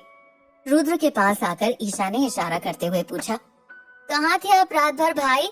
पता है बड़े पापा कितना नाराज हो रहे थे। रुद्र जब भी ईशा को इस तरह इशारे में बात करता देखता, उसका मन दुख से भर जाता था। ईशा को देखकर रुद्र ने मन ही मन सोचा, 10 साल पहले तक बक-बक करके कान में दर्द कर देती थी मेरी बहन, लेकिन उस हादसे ने इसकी आवाज छीनकर मेरे कानों को इसकी बातें सुनने को तरसा दिया। ये सोचकर रुद्र का चेहरा मुरझा गया। ईशा ने रुद्र को ख्यालों में खोया हुआ देखकर उसके आगे चुटकी बजाई और इशारे से पूछा, क्या हुआ? रुद्र ने होश में आकर मुस्कुराकर अपने माथे पर हाथ मारते हुए कहा, कम से कम तुम तो बख्श दो ईशु, अभी अभी बाहर सबसे सुनकर आ रहा हूँ। रुद्र की बात सुनकर ईशा खिलखिलाकर हंस पड़ी। उसने फिर से इशारे में कहा, कितने दिनों से आपने मुझे अपना कोई गाना नहीं सुनाया, कब सुनाएंगे? रुद्र ने ईशा के सिर पर हाथ फेरते हुए कहा, आजकल एक गाने की प्रैक्टिस कर रहा हूँ, जैसे ही तैयार हो जाएगा सबसे पहले तुझे ही सुनाऊंगा। ईशा ने हाँ में सिर हिला दिया। रुद्र ने ईशा से कहा, मुझे अभी कहीं जाना है ईशो, तुम जाकर ब्रेकफास्ट कर लो। ईशा ने मुस्कुराते हुए फिर से हाँ में सिर हिलाया। रुद्र रूम में से दौड़ता हुआ निकल गया और जल्दी से अपनी बाइक स्टार्ट करके चला गया। ईशा बाहर आकर सबके साथ बैठ गई और ब्रेकफास्ट करने लगी। दादाजी ब्रेकफास्ट करके मयंक के पास रेस्टोरेंट चले गए थे। रुद्र की बाइक की आवाज सुनकर सोनल परेशान होते हुए बोली, देखो फिर से कहीं चला गया। मुझे तो इस लड़की की बहुत चिंता होती है, हर टाइम आवारागर्दी। नैना ने सोनल को दिलासा देते हुए कहा, चिंता मत करिए दीदी, अपना रुद्र बहुत अच्छा लड़का है, एक दिन अपनी जिम्मेदारियों को बहुत अच्छी तरह निभाएगा, देख लेना आप। नैना की बात सुनकर सोनल चुपचाप अपनी चाय पीने लगी। इतने में ही दादी बोली, अरे आयु बेटा, जरा मेरा चश्मा तो ढूंढ कर देना, थोड़ी देर पहले तो यहीं रखा था। आयु दादी को देखकर हंसने लगा और बोला, नहीं दादी, मैं नहीं ढूंढूंगा आपका चश्मा, आपको खुद ही ढूंढना पड़ेगा। सब लोगों ने इस बात पर पहले आयुष की तरफ देखा और फिर दादी की तरफ देखा और हंसने लगे। ईशा ने इशारों में सब पर गुस्सा किया और उठकर दादी के सिर पर से चश्मा उतारकर उनकी आंखों पर लगा दिया। दादी ने ईशा के गाल पर हाथ फेरकर कहा, बस तू ही मेरी रानी बेटी है, बाकी सब मेरा मजाक बनाते हैं। ईशा ने इशारे में दादी से कहा, मजाक नहीं बना रहे दादी, बस आपके मजे ले रहे हैं। इतने में ही ईशा के फोन पर कॉल आने लगी। आयु ने फोन देखकर कहा, शान भैया आपको चैन से खाने भी नहीं देंगे। ईशा ने आयु को प्यार से आंख दिखाई और फोन लेकर वहाँ से चली गई। आयुष भी ईशा के पीछे पीछे चला गया। ईशा को जाते देखकर दादी की आंखों में आंसू आ गए। वो दुखी होकर बोली, कितनी प्यारी, कितनी संस्कारी और कितनी गुणी बच्ची है मेरी। भगवान ने पता नहीं क्यों इससे इसकी आवाज छीन ली। इसने तो कभी किसी के लिए बुरा भी नहीं सोचा, फिर मेरी बच्ची किन कर्मों की सजा भुगत रही है। दादी की बात सुनकर नैना की आंखें भी भर आई। सोनल दोनों को समझाते हुए बोली, हमारी ईशु की आवाज वापस आएगी, मुझे पूरा यकीन है। याद है ना डॉक्टर्स क्या कहते हैं, ईशु की आवाज एक हादसे की वजह से गई है, दोबारा आ सकती है। बचपन से ही अगर उसकी आवाज न होती तो उम्मीद नहीं थी, लेकिन अभी हमें उम्मीद नहीं खोनी चाहिए। नैना अपनी आंसू पोंछते हुए बोली, अब तो उस हादसे को 10 साल हो चुके हैं दीदी। 10 सालों में भी उसकी आवाज नहीं आई तो कब आएगी? सोनल उठकर नैना के पास गई और उसके कंधे पर हाथ रखकर बोली, मुझे पूरा यकीन है नैना, हमारी यीशु फिर से बोलेगी, तुम भगवान पर भरोसा रखो। नैना भी सोनल को देखकर मुस्कुरा दी। उधर आरोही हॉस्टल में सलोनी के साथ बैठकर बात कर रही थी कि तभी उसके फोन पर एक कॉल आया। आरोही ने फोन उठाया तो उधर से कोई बोला, मैं सिटी हॉस्पिटल से बोल रही हूँ, आपको रिमाइंड करवाना था कि आपकी मदर का इस महीने का बिल पेंडिंग है। आपको 5 दिन के अंदर 50,000 का बिल पे करना होगा, नहीं तो हमें आपकी माँ को हॉस्पिटल से निकालना पड़ेगा। आरोही ने हड़बड़ाते हुए कहा, जी मैं जल्दी ही बिल पे कर दूंगी। फोन रखकर आरोही बहुत परेशान हो गई। वो सलोनी से बोली, सलोनी पिछले 2 महीनों से वो कपिली हॉस्पिटल का बिल पे कर रहा था, लेकिन अब तो वो एक फूटी कौड़ी भी नहीं देगा। हॉस्पिटल का बिल 50,000 रुपए का है। मेरे पास तो ले दे के लास्ट मंथ की सैलरी से 10,000 रुपए बचे हैं। इतने पैसों का 5 दिन में मैं कैसे इंतजाम करूंगी? सलोनी बोली, अभी तेरे पास 5 दिन है आरोही, कुछ ना कुछ हो ही जाएगा। अगर मेरे पास पैसे होते तो मैं ही दे देती, लेकिन तू तो जानती है ना, पैसों के मामले में मेरा भी हाथ तंग ही रहता है। आरोही इमोशनल होकर सलोनी से बोली, तू मेरी इतनी मदद कर रही है सलोनी, वो मेरे लिए बहुत है। बस मुझे सोचना है कि 5 दिनों में कहां से 50,000 रुपयों का इंतजाम करूंगी। सलोनी ने कुछ सोचते हुए कहा, आरोही आज शाम को जब अपने स्टूडियो जाएगी वॉइस ओवर करने के लिए, तब अपने बॉस से बात करके देखना, शायद वो ही कुछ मदद कर दे। सलोनी की बात पर कुछ सोचकर सिर हिलाते हुए आरोही बोली, बात करके देख तो सकती हूँ, लेकिन पता नहीं क्यों मैं अपने बॉस के सामने कंफर्टेबल फील नहीं करती। उनकी नजरें मुझे बहुत अजीब लगती हैं। जब जब वो मुझे देखते हैं मैं घबरा जाती हूँ। अगर मेरी मजबूरी ना होती तो कभी ये पार्ट टाइम जॉब ना करती। सलोनी ने आरोही के कंधे को थपथपाते हुए कहा, ज्यादा मत सोच, कोशिश करके देख, अगर वहाँ इंतजाम ना हुआ तो कुछ और करेंगे। उधर रुद्र ने एक फ्लैट के डोर का लॉक खोला और अंदर पहुंच गया। अंदर सोफे पर सक्षम, अंकित, रोहित और उनके साथ उनका एक और दोस्त बॉबी बैठा हुआ था। सबको देखते हुए रुद्र ने कहा, इन दोनों की हिम्मत कैसे हुई यहाँ पर आने की? कल की दारू उतर गई क्या? सक्षम सोफे से उठकर रुद्र के पास आया और बोला, शांत हो जा रुद्र, ये दोनों माफी मांगने आए हैं। तभी अंकित उठकर रुद्र के पास आया और बोला, रुद्र रात गई बात गई, भूल जा रात की बात। वैसे भी तूने हमें मार कर हिसाब बराबर कर दिया था। हमें सक्षम ने बता दिया कि तूने वो सिर्फ एक नाटक किया था हमें दिखाने को। रुद्र ने गुस्से में अंकित का कॉलर पकड़ लिया और उसे धमकाते हुए कहा, मैंने क्या किया वो भूल जा, याद कर कि तुम दोनों ने क्या किया था। एक लड़की की इज्जत पर हाथ डालने की कोशिश की थी तुमने, और उसके लिए मैं तुम्हें कभी माफ नहीं करूंगा। रोहित भी जल्दी से रुद्र के पास आया और अंकित को उसकी पकड़ से छुड़वाता हुआ बोला, छोड़ी से रुद्र, तू कुछ ज्यादा ही ओवर रिएक्ट कर रहा है। खुद भी तो कोई देवता नहीं है, कपड़ों की तरह गर्लफ्रेंड बदलता रहता है तू। क्या कुछ नहीं करता उनके साथ? रुद्र को इस बात पर बहुत गुस्सा आया। वो चिल्लाते हुए बोला, जो भी करता हूँ उनकी मर्जी से करता हूँ, रेप नहीं करता किसी का। तुम दोनों ने एक मासूम लड़की का रेप करने की कोशिश की थी। सक्षम ने रुद्र को शांत करते हुए कहा, फिलहाल तुम लोग समझदारी से काम लो, कल जो हुआ सो हुआ, अब आज की बात करो। हमारे बैंड में कुल मिलाकर 5 ही लोग हैं। अगर आपस में ऐसे लड़ेंगे तो प्रैक्टिस कैसे करेंगे? इतने में ही बॉबी भी उठकर आ गया और बोला, अच्छा हुआ मैं तुम लोगों के साथ कल पार्टी करने नहीं गया, नहीं तो मैं भी इस सब में फंस जाता। खैर अब तुम लोग आपस में समझौता करो, हमारे पास बहुत कम टाइम बचा है प्रैक्टिस करने के लिए। रुद्र गुस्से में दांत भींचता हुआ बोला, ये दोनों अब हमारे साथ बैंड में काम नहीं करेंगे। सक्षम टेंशन में रुद्र को पकड़कर बोला, ये क्या कर रहा है रुद्र? तू अच्छी तरह जानता है कि हमारे पास इन दोनों के अलावा कोई और गिटारिस्ट नहीं है। ये चले गए तो पिछले 6 महीनों से जो प्रैक्टिस की है वो बर्बाद हो जाएगी। रुद्र गुस्से में चिल्लाकर बोला, मुझे परवाह नहीं, बस मैं इन दोनों कमीनों के साथ काम नहीं करना चाहता। मैं इनकी शक्ल भी नहीं देखूंगा। बॉबी भी बोला, तुझे याद है ना कि कल मिठी बाई कॉलेज जाना है? अगर वो लोग अपने फेस्ट में हमारा शो करवाने के लिए तैयार हो गए तो हमें जल्दी से उन्हें ऑडिशन देना पड़ेगा।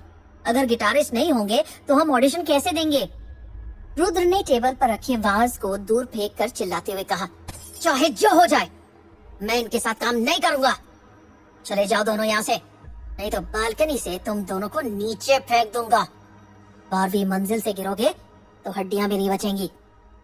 रोहित चिढ़ते हुए रुद्र से बोला, इतना घमंड अच्छा नहीं है रुद्र, हमसे दुश्मनी मोल लेना बहुत महंगा पड़ेगा तुझे।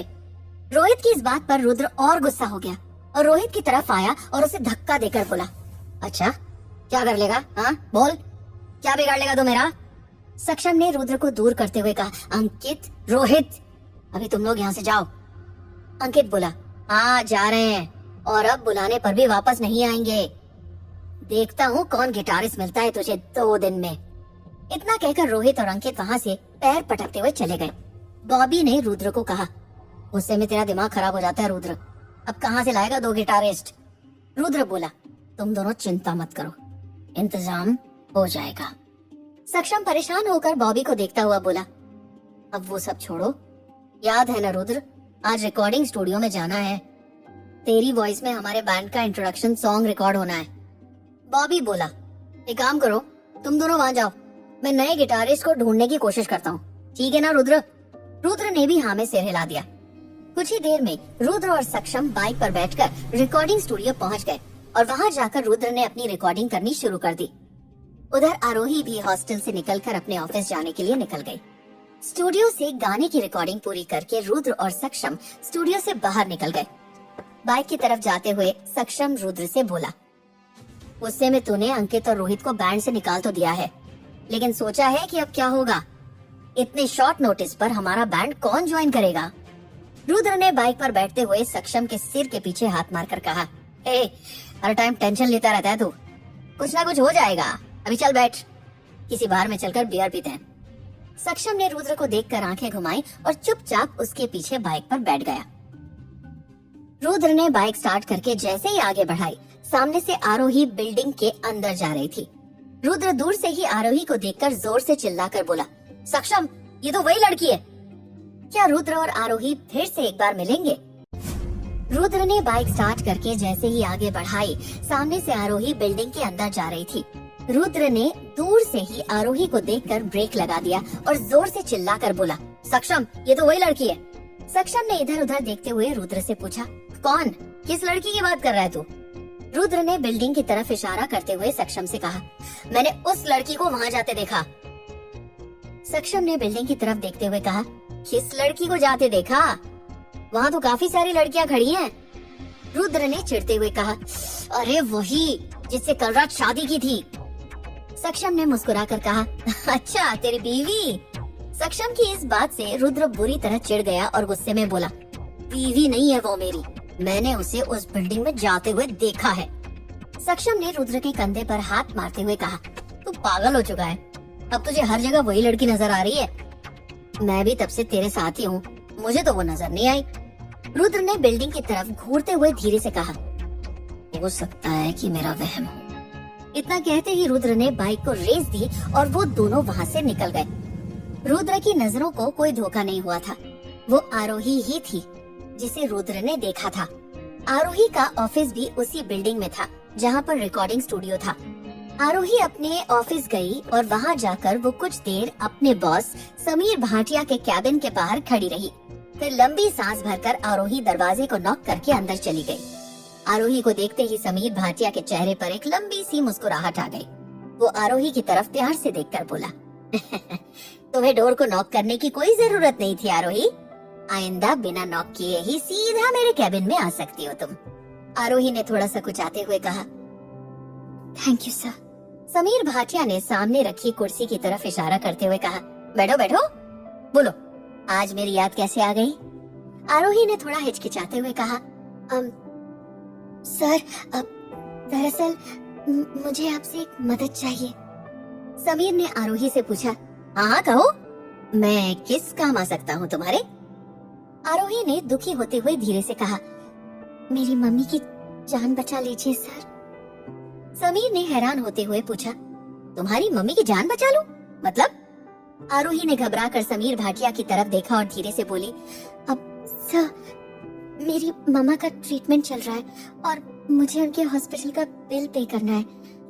इस टाइम मेरे पास उतने पैसे नहीं है। अगर आप मेरी मदद कर देंगे तो मैं जल्दी से आपके पैसे लौटा दूंगी। समीर भाटिया ने धीरे से आरोही से पूछा, बिल का अमाउंट कितना है? आरोही ने धीरे से सिर झुकाकर कहा, 50,000 रुपए। समीर भाटिया ने अपनी रोलिंग चेयर पर पीठ टिकाते हुए पूछा, क्या हुआ तुम्हारी माँ को? ये सवाल सुनते ही आरोही की आंखें भीग गईं। वो बोली, मेरी मम्मा कई सालों से कोमा में है। समीर भाटिया ने आरोही को दिलासा देते हुए कहा, अरे अरे अरे, रोते नहीं है, ठीक हो जाएंगे मम्मा। मैं 50,000 रुपए अभी तुम्हारे अकाउंट में ट्रांसफर कर देता हूँ। आरोही को यकीन ही नहीं हो रहा था कि इतनी आसानी से 50,000 रुपयों का इंतजाम हो गया। आरोही हैरानी से समीर भाटिया को देख ही रही थी कि समीर भाटिया ने अपना फोन उठाया और झट से आरोही के अकाउंट में 50,000 रुपए ट्रांसफर करके उसे फोन का स्क्रीन दिखाते हुए कहा, ये देखो 50,000 रुपए तुम्हारे अकाउंट में है। अब तुम जल्दी से जाकर हॉस्पिटल का बिल पे कर दो। आरोही के चेहरे पर अचानक से एक बड़ी सी स्माइल आ गई। वो चहक कर बोली, आज आपने मेरी बहुत बड़ी मदद की है सर। मैं ये बात कभी नहीं भूलूंगी। मैं जल्द से जल्द आपके सारे पैसे वापस कर दूंगी। समीर भाटिया ने हंसते हुए आरोही से कहा, मुझे ये पैसे वापस नहीं चाहिए आरोही। आरोही ने हैरानी से समीर भाटिया को देखकर कहा, नहीं सर, मैं आपसे ये पैसे उधार ले रही हूँ। मुझे अपनी मम्मा के लिए डोनेशन नहीं चाहिए। मैं ये पैसे वापस करूंगी। समीर उठकर आरोही के पास आया और उसका कंधा पकड़कर बोला, मैं तुम्हें कोई डोनेशन नहीं दे रहा हूँ आरोही। मेरी पूरी बात सुनो। मुझे पैसे नहीं चाहिए, लेकिन ऐसा कुछ है जो तुम इन पैसों के बदले मुझे दे सकती हो। आरोही ने अपना सिर उठाकर पास खड़े समीर भाटिया को हैरानी से देखकर पूछा, मैं आपको क्या दे पाऊंगी सर? मेरे पास तो कोई भी ऐसी चीज नहीं है जो इन 50,000 रुपयों के बदले मैं आपको दूं। समीर भाटिया ने आरोही के कंधे को सहलाते हुए कहा, तुम्हारे पास बहुत अनमोल चीज है आरोही। समीर की आंखों में अजीब सी हैवानियत देखकर आरोही को कुछ शक हुआ। वो समीर का हाथ अपने कंधे से हटाकर अपनी चेयर से उठी और समीर से थोड़ी दूर खड़े होकर उसने पूछा, मैं आपकी बात समझी नहीं सर। समीर भाटिया नशीली आंखों से आरोही को देखता हुआ बोला, वो अनमोल चीज तुम खुद हो आरोही। एक दिन के लिए मुझे खुद को दे दो और भूल जाओ इन 50,000 रुपयों को। समीर की बात सुनते ही अब तक सहमी सी खड़ी आरोही को जैसे एकदम झटका लग गया हो। आरोही ने तुरंत अपना फोन उठाया और फौरन समीर भाटिया के अकाउंट में 50,000 रुपए वापस ट्रांसफर कर दिए। समीर भाटिया को देखकर आरोही अपनी भीगी आंखों से बोली, नहीं चाहिए ऐसी मदद जिसके बदले मुझे मेरी इज्जत का सौदा करना पड़े। कभी किसी की मजबूरी का ऐसा फायदा भी नहीं उठाना चाहिए कि ईश्वर के सामने वो आपका नाम लेकर रो दे सर। समीर जल्दी से आरोही के पास गया और उसका हाथ पकड़कर बोला, नहीं आरोही, तुम मुझे गलत समझ रही हो। मैं तुम्हें बहुत पसंद करता हूँ और तुम्हारे साथ थोड़ा समय बिताना चाहता हूँ। आरोही ने अपना हाथ खींचते हुए कहा, अपनी बीवी बच्चों के साथ समय बिताइए सर, वो आपके लिए ज्यादा अच्छा होगा। इतना कहकर आरोही वहाँ से जाने लगी। जैसे ही आरोही डोर खोलने को हुई तो समीर ने थोड़ी कड़क आवाज में उससे कहा, सोच लो आरोही, इतनी बड़ी रकम तुम्हें कोई नहीं देगा। तुम्हारी जिद तुम्हारी माँ की जान ले सकती है। आरोही ने दुखी होकर पीछे मुड़कर देखा और रोते हुए कहा, हो सकता है कि आपके पैसों से मेरी मम्मा की जान तो बच जाए, लेकिन मैं जीते जी मर जाऊंगी सर। ये कहते ही आरोही कैबिन का डोर खोलकर जल्दी से वहाँ से चली गई। उधर रुद्र और सक्षम एक रेस्टोरेंट में पहुँचे और बियर ऑर्डर की। वहाँ पर लाइव म्यूजिक चल रहा था। रुद्र ने देखा कि लाइव म्यूजिक के बैंड में 2 लड़कियां गिटार बजा रही थी। रुद्र ने उनमें से एक लड़की को गौर से देखकर सक्षम से खुश होते हुए कहा, सक्षम, ये शक्ति है ना? सक्षम ने नजर उठाकर देखा और ध्यान देकर पहचानते हुए कहा, अरे हाँ, लगती तो वही है। फिर अचानक सक्षम को जैसे कुछ याद आया और उसने झट से रुद्र की तरफ खुश होते हुए देखा। रुद्र उस समय सक्षम को मुस्कुराते हुए देख रहा था। रुद्र और सक्षम ने एक दूसरे को ताली मारी।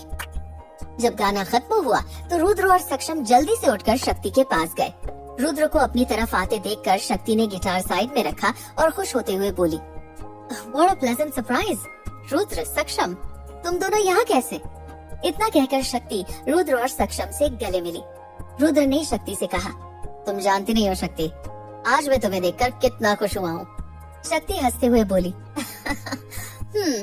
रुद्रांश राणा, अगर खुश है तो इसका मतलब कोई बड़ी बात ही होगी, नहीं तो कॉलेज की छोटी मोटी बातों में तो तुम खुश होते ही नहीं थे, है ना?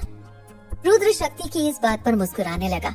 सक्षम ने शक्ति से कहा, आज 2 दिन बाद इसके चेहरे पर मुस्कुराहट आई है शक्ति, सिर्फ तुम्हारी वजह से। शक्ति मुस्कुराते हुए बोली, फिर तो रुद्र को मुझे थैंक्स बोलना चाहिए, क्योंकि मैंने उसके चेहरे पर स्माइल दी। रुद्र ने शक्ति से कहा, थैंक्स तो मैं तुम्हें जरूर बोलूंगा, लेकिन जब तुम मुझे हाँ कहोगी तब। शक्ति हैरानी से रुद्र की तरफ देखते हुए बोली, प्रपोज करने वाले हो क्या मुझे? वैसे कॉलेज भी तो मैंने तुम्हें प्रपोज किया था और तुमने मेरा प्रपोजल ठुकरा दिया था, भूल गए या याद है? रुद्र इधर उधर देखकर अपने बालों को सहलाता हुआ धीरे से बोला, यार तुम शर्मिंदा मत करो मुझे। शक्ति रुद्र की इस हरकत पर जोर से हंसने लगी और बोली, You are so cute, Rudra, अब भी पहले जैसे ही हो। अच्छा बोलो, क्या कहना चाहते थे? रुद्र ने सक्षम की तरफ देखकर कहा, वो सक्षम तुमसे कुछ पूछना चाहता है। सक्षम ने रुद्र की तरफ मुंह बनाते हुए देखा और फिर शक्ति से बोला, अब तुमने इसकी बोलती बंद कर ही दी है तो ये तो बोल नहीं पाएगा शक्ति, मैं ही साफ साफ पूछ लेता हूँ। हमारा एक बैंड है जिसमें 2 गिटारिस्ट की जरूरत है, क्या तुम हमारा बैंड ज्वाइन करोगी? ये बात सुनकर शक्ति मुस्कुराकर हाथ बांधकर खड़ी हो गई और रुद्र को देखते हुए बोली, अगर रुद्र अपने मुंह से कहेगा तो जरूर ज्वाइन करूंगी। रुद्र ने खुश होकर शक्ति का हाथ पकड़ लिया और झट से कहा, तो फिर कर लो ज्वाइन और चलो हमारे साथ। शक्ति ने हंसते हुए कहा, इतनी जल्दी है तुम्हें? रुद्र ने हाँ में सिर हिलाया। शक्ति ने प्यार से रुद्र को देखते हुए कहा, तुम्हारे लिए कुछ भी कर सकती हूँ मैं। तुम दोनों रुको, मैं जरा यहाँ के बैंड को इन्फॉर्म करके आती हूँ। और हाँ, मेरी फ्रेंड नित्या भी बहुत अच्छा गिटार बजाती है, अगर तुम चाहो तो वो भी ज्वाइन कर सकती है।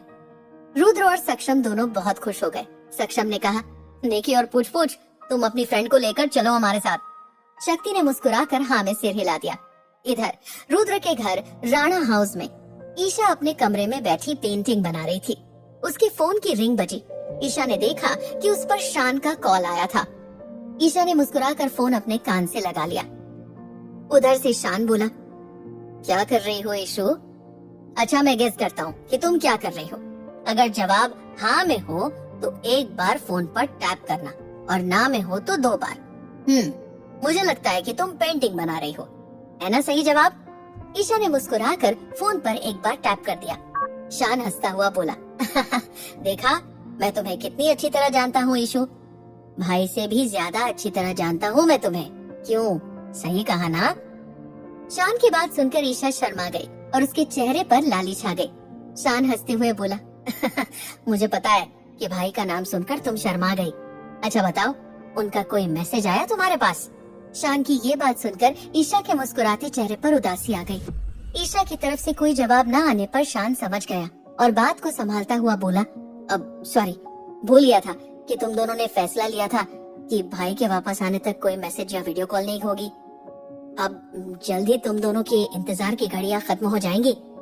शान की ये बात सुनकर ईशा को तसल्ली हुई। शान फिर से बोला, अरे हाँ, मैं तुम्हें बताना भूल गया, कल ही भाई की डैड से बात हुई है। उन्होंने डैड को कहा कि पिछले साल से वो 2 शिफ्ट कर रहे हैं, आजकल बहुत मेहनत कर रहे हैं।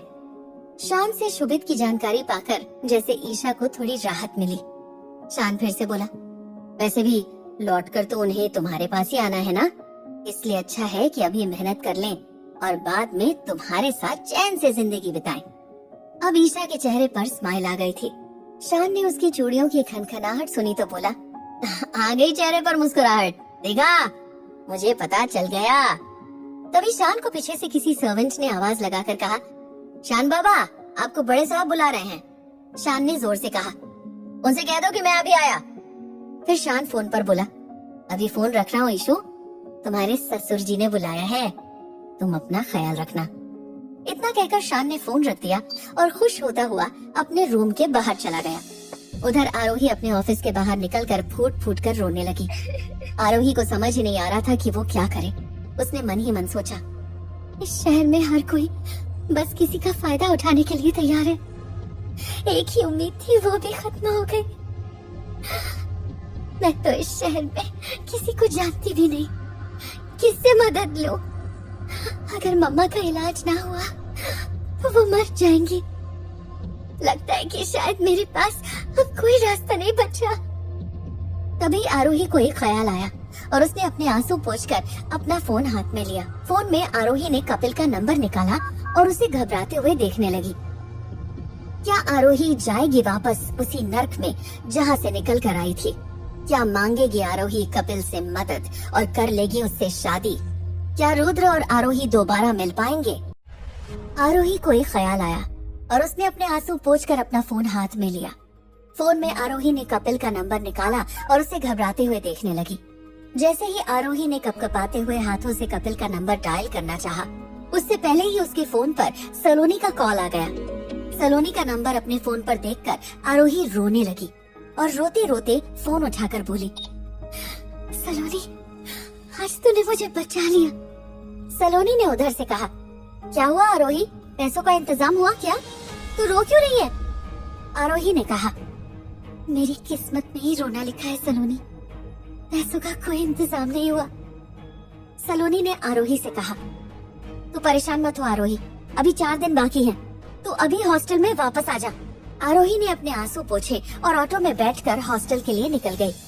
उधर ईशु से बात करके शान सीधा अपने डैड आदित्य मित्तल के पास गया, जो अपने आलीशान विला के गार्डन में बैठकर चाय पी रहे थे। शान धीरे से आदित्य मित्तल के पास जाकर बोला, यस डैड, आपने मुझे याद किया। शान को देखकर आदित्य के चेहरे पर मुस्कुराहट आ गई। वो कप को टेबल पर रखते हुए शान से बोला, आओ बेटा बैठो, थोड़ी देर अपने डैड के साथ भी बिता लिया करो, वैसे तो तुम मुझसे भी ज्यादा बिजी रहते हो। शान सामने रखे झूले पर बैठ गया और शरारती स्माइल देते हुए बोला, हाँ डैड, ये बात तो सही कही आपने, बिजी तो वाकई में मैं बहुत रहता हूँ। आदित्य ने अपना चश्मा उतारकर शान को देखा और कहा, बेटा जरा बताना तो सही कि आखिर इतना बिजी रहते कहाँ हो? कॉलेज के सब प्रोजेक्ट्स तो ईशू से करवाते हो, ऑफिस तुम आते नहीं, तो तुम करते क्या हो? शान ने बहुत सीरियस फेस बनाया और बोला, प्लानिंग करता हूँ डैड, अपने फ्यूचर की प्लानिंग। आप ही तो बताते हैं ना कि स्कूल में अक्सर आपका होमवर्क निखिल अंकल करते थे और आप अपने बिजनेस के सपने देखते थे। मैं भी कुछ वैसा ही कर रहा हूँ। मैं अपने डैड की तरह सपने देख रहा हूँ और ईशू अपने बड़े पापा की तरह मेरा काम कर रही है। शान की इस बात पर आदित्य को हंसी आ गई। वो सिर हिलाते हुए बोला, वाह बेटा वाह, कुछ और करो न करो, बातें खूब बना लेते हो तुम। शायद ये टैलेंट तुम्हारे फ्यूचर में तुम्हारे काम आए। आदित्य और शान दोनों ही खिलखिलाकर हंसने लगे। थोड़ी देर ऐसे ही आपस में गपशप करने के बाद शान ने धीरे से आदित्य से पूछा, अच्छा डैड, एक बात बताइए, शुभित भाई ऑस्ट्रेलिया से कब वापस आएंगे? आदित्य ने जवाब देते हुए कहा, अगले महीने। क्यों? शान बोला, नहीं बस ऐसे ही पूछा, मुझे उनके बारे में कोई खबर ही नहीं रहती। मुझे तो ना वो कॉल करते हैं और ना ही मैसेज। आपसे बात होती है उनकी? आदित्य ने कहा, रोज तो नहीं, लेकिन 2-3 दिन में एक बार बात हो जाती है। वो ऑस्ट्रेलिया में बहुत मेहनत कर रहा है बेटा, पहले वहाँ पढ़ाई की और अब वहाँ हमारे प्रोडक्ट्स का एक्सपोर्ट भी करवाता है। उसे टाइम नहीं मिल पाता। अब वापस तो आने ही वाला है ना, जी भर के साथ बैठकर बातें करना और खूब शिकायतें भी करना। शान ने आदित्य को देखकर मुस्कुराकर हाँ में सिर हिला दिया। आदित्य चेयर से उठा और जाते हुए शान से बोला, अब शान बेटा, तुम बस इतना विश्वास रखो कि चीकू अपने डैड और अपने भाई को बहुत प्यार करता है। आदित्य की इस बात पर शान ने अपने सिर पर हाथ मारा और हंसते हुए बोला, फॉर गॉड सेक डैड, कम से कम अब तो उन्हें शुभित कहना शुरू कीजिए। आपका बड़ा बेटा शुभित मित्तल ऑस्ट्रेलिया से वापस आकर मित्तल इंडस्ट्रीज का एमडी बनने जा रहा है। सोच कर देखिए, एमडी चीकू मित्तल सुनने में कैसा लगेगा। शान की ये बात सुनकर आदित्य ठहाके मारकर हंसने लगा और अपने डैड को इस तरह हंसते देखकर शान भी हंसने लगा। उधर शक्ति और नित्या रुद्र और सक्षम के साथ रुद्र के फ्लैट पर आ गए। फ्लैट देखकर शक्ति बोली, wow, such a beautiful house you have Rudra. Rudra शक्ति से बोला, ये घर मेरा नहीं है, ये मेरे पापा ने माँ को गिफ्ट में दिया था। पापा को तो पता भी नहीं है कि मैं यहाँ पर अपने दोस्तों के साथ प्रैक्टिस और पार्टी करता हूँ। वो तो माँ को प्यार से पटा के उनसे चाबी ले ली मैंने। शक्ति हंसते हुए बोली, ओहो, रुद्रांश राणा अपने पापा से डरता है। सक्षम भी हंसते हुए बोला, डरता नहीं है, मौत आ जाती है इसकी अपने बाप के सामने। इस बात पर सभी लोग हंस पड़े और रुद्र सक्षम को घूरने लगा। इस बीच नित्या बोली, गाइस, अब तुम लोग हमें बताओ कि करना क्या है। नित्या की बात सुनकर सभी लोग सीरियस होकर वहाँ पर बैठ गए और रुद्र सबको बताने लगा। नित्या और शक्ति, इससे पहले कि हम लोग साथ में काम करना शुरू करें, मैं बता देता हूँ कि हमारे बैंड का नाम निर्वाण है और फिलहाल बैंड में 3 लोग हैं। सक्षम कीबोर्ड प्लेयर है, बॉबी ड्रम प्लेयर और मैं सिंगर। पहले रोहित और अंकित बैंड में गिटारिस्ट थे, लेकिन अब हम अलग हो गए। रुद्र अपनी बात आगे बढ़ा पाता उससे पहले ही नित्या बोली, वो दोनों इस बैंड से क्यों अलग हुए? ये बात सुनकर रुद्र खामोश हो गया। इतने में ही सक्षम बात संभालता हुआ बोला, अब अगर वो लोग बैंड से ना निकलते तो तुम दोनों कैसे आते? यह कहकर सक्षम ने रुद्र को देखकर स्माइल दी। रुद्र भी सक्षम को देखकर मुस्कुरा दिया। रुद्र अपनी बात बढ़ाते हुए बोला, हमारे बीच कुछ मिसअंडरस्टैंडिंग्स हो गई थी, इसलिए अलग होना ही बेहतर था। पिछले 6 महीनों से हम सब ने मिलकर काफी प्रैक्टिस की थी, लेकिन अब अंकित और रोहित के जाने की वजह से सारी प्लानिंग गड़बड़ हो गई है। कुछ ही दिनों में हमें ऑडिशंस देने होंगे और उसके लिए हमें साथ मिलकर जी तोड़ मेहनत करने की जरूरत है। क्या तुम दोनों इस मुश्किल घड़ी में हमारा साथ दोगी? रुद्र की बात सुनकर शक्ति ने कहा, हम दोनों अपना सारा टाइम इस बैंड को दे देंगे, हर तरह से तुम्हारा साथ देंगे, क्यों नित्या? शक्ति ने नित्या की तरफ देखा तो नित्या ने भी मुस्कुराकर कहा, ऑफ कोर्स। रुद्र ने फिर धीरे से कहा, शक्ति, नित्या, थैंक यू सो मच। तुमने उस टाइम पर हमारा साथ दिया है जब हमारा बैंड डूबने को तैयार है। ये बात मैं भी कभी नहीं भूलूंगा। इस बात पर शक्ति ने रुद्र का हाथ पकड़ लिया और बोली, मैंने तुमसे कहा था ना कि तुम्हारे लिए कुछ भी कर सकती हूँ। अब तुम चिंता छोड़ दो, अब शक्ति तुम्हारी लाइफ में आ गई है। सक्षम ने शक्ति से कहा, कल से तुम दोनों को कम से कम 8 घंटे हमारे साथ प्रैक्टिस करनी होगी, तभी हम अपना टारगेट अचीव कर पाएंगे। नित्या ने सक्षम से कहा, 8 की जगह अगर 18 घंटे भी प्रैक्टिस करनी पड़े तब भी कर लेंगे। वी लव म्यूजिक और म्यूजिक से जुड़ी हुई कोई भी एक्टिविटी करने में हमें कोई प्रॉब्लम नहीं है। शक्ति ने भी नित्या का साथ देते हुए कहा, कल से हम दोनों आ जाएंगे और तुम सबके साथ मिलकर प्रैक्टिस शुरू करेंगे। रुद्र ने इस बात पर शक्ति और नित्या को देखा और स्माइल दी। शक्ति बोली, आज तो हमें जाना पड़ेगा क्योंकि अपने बैंड को इन्फॉर्म करना है कि हम कल से नहीं आ पाएंगे। अब हम कल मिलेंगे, बाय। नित्या और शक्ति सक्षम और रुद्र से विदा लेकर चली गई। उन दोनों के जाते ही सक्षम रुद्र की तरफ देखकर बोला, ये तो सच में चमत्कारी हो गया यार। आज सुबह अंकित और रोहित को निकाला और शाम तक ये दोनों मिल गए। रुद्र ने हंसते हुए सक्षम से कहा, मैंने कहा था ना कि कुछ ना कुछ हो जाएगा, लेकिन तू था कि टेंशन लिए जा रहा था। देख, भगवान ने कॉलेज की फ्रेंड ही भेज दी मदद के लिए। सक्षम तुरंत बोला, कॉलेज की फ्रेंड नहीं, कॉलेज की ऑब्सेस्ड लवर। पागल थी तेरे पीछे शक्ति, और ये अभी तक तुझसे प्यार करती है। कॉलेज खत्म हुए 3 साल हो गए, लेकिन आज भी इसकी सुई तुझ पे ही अटकी हुई है। तुझे क्या लगता है? रुद्र ने सक्षम की तरफ एक रूड लुक दिया और बालकनी की तरफ जाता हुआ बोला, मुझसे तो कॉलेज की हजारों लड़कियां प्यार करती थी। I am the most desirable boy.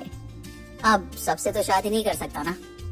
Rudra के पीछे पीछे सक्षम भी बालकनी में आकर खड़ा हो गया और रुद्र से बोला, हाँ, शादी तो तू बस किसी राह चलती अनजान लड़की से ही कर सकता है। सक्षम की इस बात पर रुद्र गुस्से में सक्षम को घूरने लगा। सक्षम ने धीरे से रुद्र से कहा, यार तू सच बता, उस लड़की का ख्याल नहीं आता तुझे? कौन थी, कहाँ से आई थी, क्या नाम था उसका? तू उसके बारे में कुछ भी तो नहीं जानता और शादी करके छोड़ भी दिया। सक्षम की बातें सुनकर रुद्र की आंखों के आगे आरोही की मासूम सूरत घूमने लगी। कुछ पल रुककर रुद्र चिढ़ते हुए सक्षम से बोला, वो अच्छी तरह जानता है कि मैंने उससे कोई शादी वादी नहीं की थी। मैं बहुत नशे में था और वो लड़की बार बार मुझसे कही जा रही थी कि मुझसे शादी कर लो। ऊपर से अंकित और रोहित ने मुझे इतना गुस्सा दिला दिया था कि मुझे उस वक्त कुछ होश नहीं था कि मैं क्या कर रहा हूँ। और अगर आग के चारों तरफ घूमने को शादी कहते हैं तो फिल्मों में एक्टिंग करने वाले एक्टर्स की तो हजारों शादियां हो जाती होंगी। सक्षम ने रुद्र के कंधे पर हाथ रखकर कहा, चल ठीक है, बस कल रात के बाद तुझसे इस बारे में बात नहीं हुई, इसीलिए मैं तुझसे जानना चाह रहा था कि तेरे दिल में क्या है। रुद्र ने सक्षम को देखते हुए कहा, मेरे दिल में क्या है वो तो कोई नहीं जान पाएगा। बस इतना याद रखना कि रुद्रांश राणा को कोई लड़की आसानी से हासिल नहीं कर पाएगी। सक्षम ने रुद्र से कहा, हाँ हाँ याद रखूंगा। अब तू भी याद रखना कि कल सुबह मिठीबाई कॉलेज जाना है। वहाँ के फेस्ट में अपने बैंड की परफॉर्मेंस के लिए बात करनी है। रुद्र ने हाँ में सिर हिला दिया और सक्षम वहाँ से चला गया। अगले दिन सुबह सलोनी ने आरोही से कहा, आरोही जल्दी से तैयार हो जा, कॉलेज जाना है। आरोही बुक पढ़ रही थी। वो सलोनी की तरफ देखकर बोली, नहीं सलोनी, मेरा दिल बहुत घबरा रहा है। जब तक मामा के लिए पैसों का इंतजाम नहीं हो जाता तब तक मेरा कहीं जाने का दिल नहीं करेगा।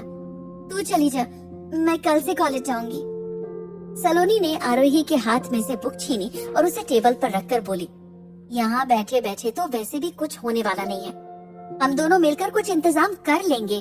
फिलहाल मुझे कुछ नहीं सुनना, तो जल्दी से तैयार हो और चल मेरे साथ। यहाँ पर अकेली बैठकर तो तू सोच सोच के और भी ज्यादा परेशान होगी। आरोही ने सलोनी की तरफ मासूमियत से देखा और फिर कॉलेज जाने के लिए तैयार हो गई। कुछ देर बाद सलोनी और आरोही कॉलेज में पहुंच गए। कॉलेज जाते ही आरोही ने सलोनी से कहा, पता नहीं ऐसा क्यों लग रहा है कि कुछ होने वाला है। सलोनी ने आरोही का हाथ पकड़कर चलते हुए कहा, हाँ सही लग रहा है तुझे, कुछ होने वाला तो है, लेकिन तेरे साथ नहीं बल्कि कॉलेज में फेस्ट जरूर होने वाला है। अब तू बेकार की बातें मत सोच। तुझे मैं आज कॉलेज इसलिए लाई हूँ ताकि तुझे थोड़ा अच्छा फील हो। हॉस्टल में रहती तो बस वही सब बातें सोच सोच के घबराती रहती तू। अभी क्लास में थोड़ा टाइम है, चल थोड़ी देर कॉलेज में घूमकर फेस्ट की तैयारियां देखते हैं। सलोनी और आरोही बातें करती हुई कॉलेज में घूमने लगी। उधर सक्षम और रुद्र मिठीबाई कॉलेज में वहाँ के डायरेक्टर का ऑफिस ढूंढते हुए कॉलेज के अंदर चल रहे थे। रुद्र इधर उधर देख रहा था कि तभी उसे दूर से चलकर आती हुई आरोही दिखी।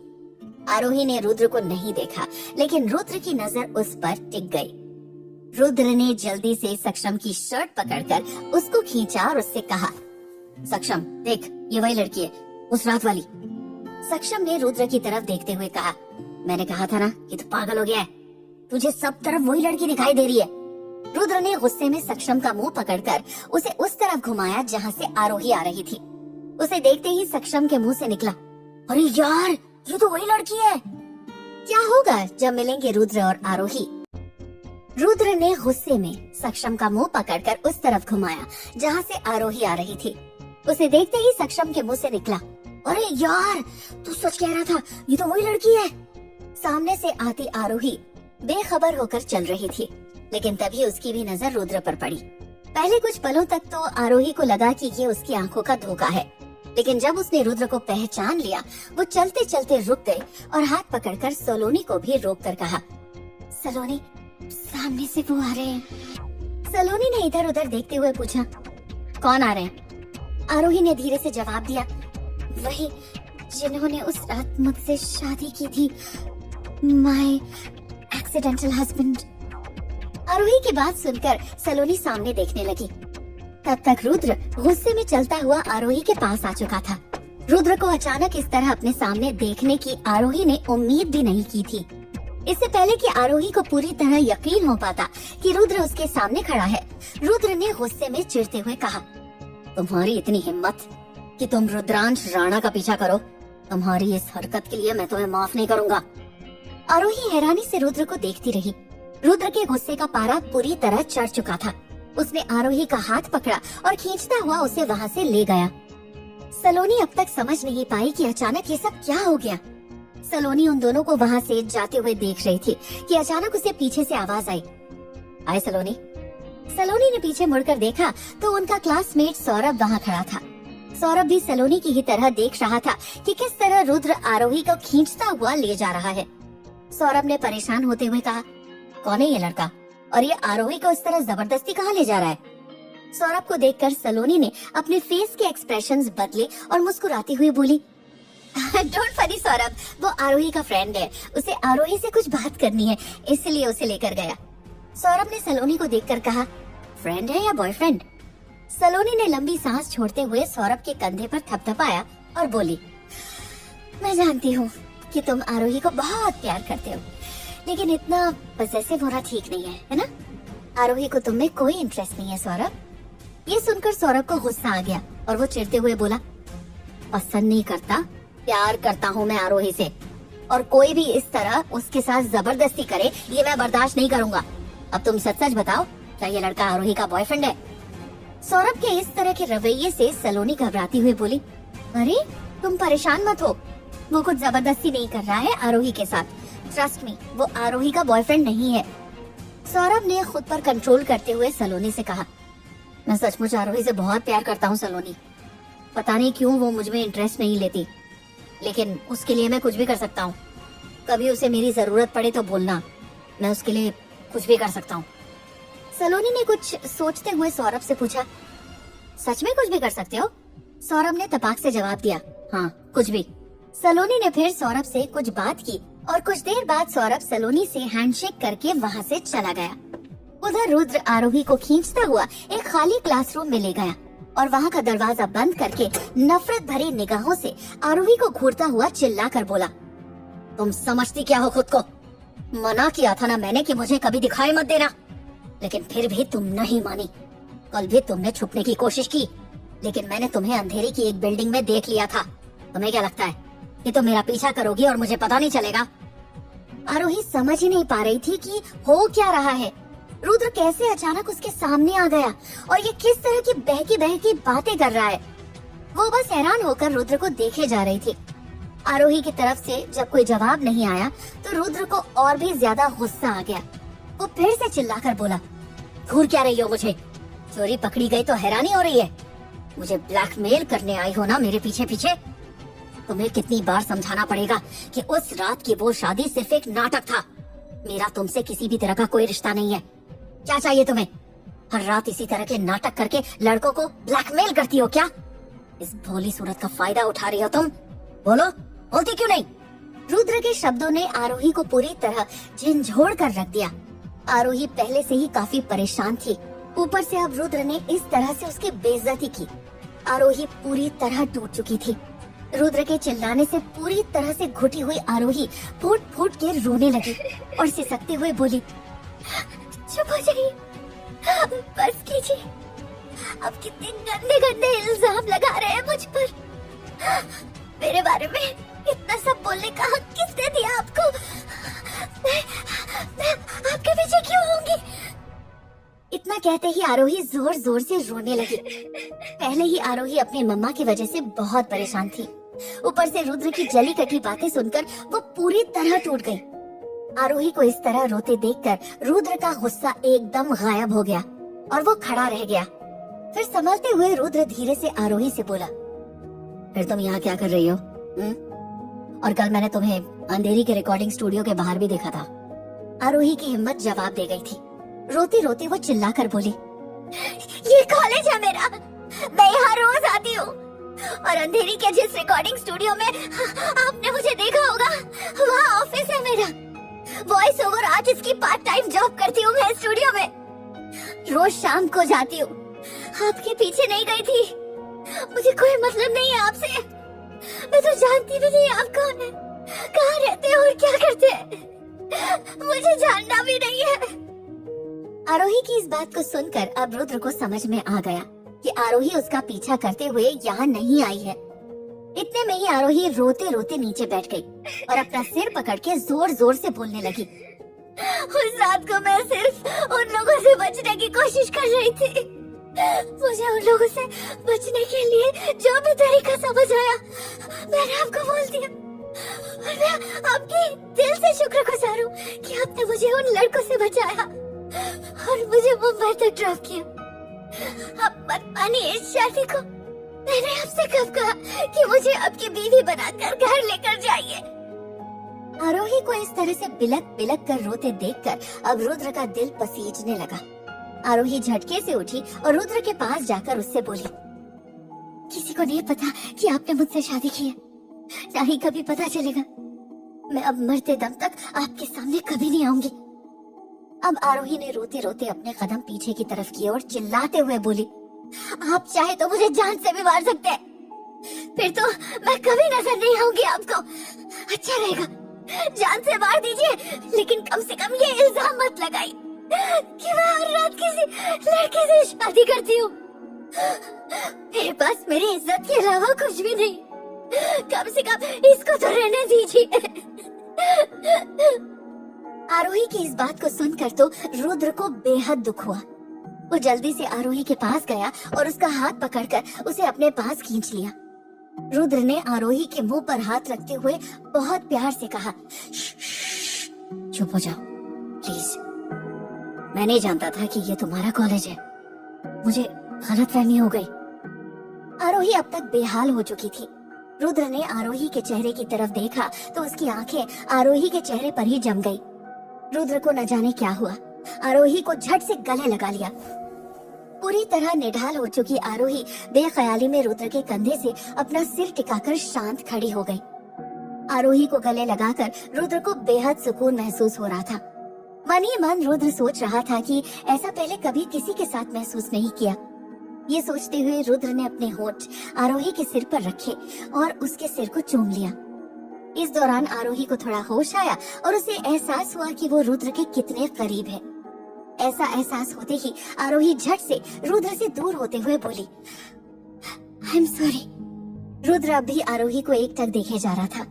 उसकी नजर आरोही के मासूम सूरत पर से हटी नहीं रही थी।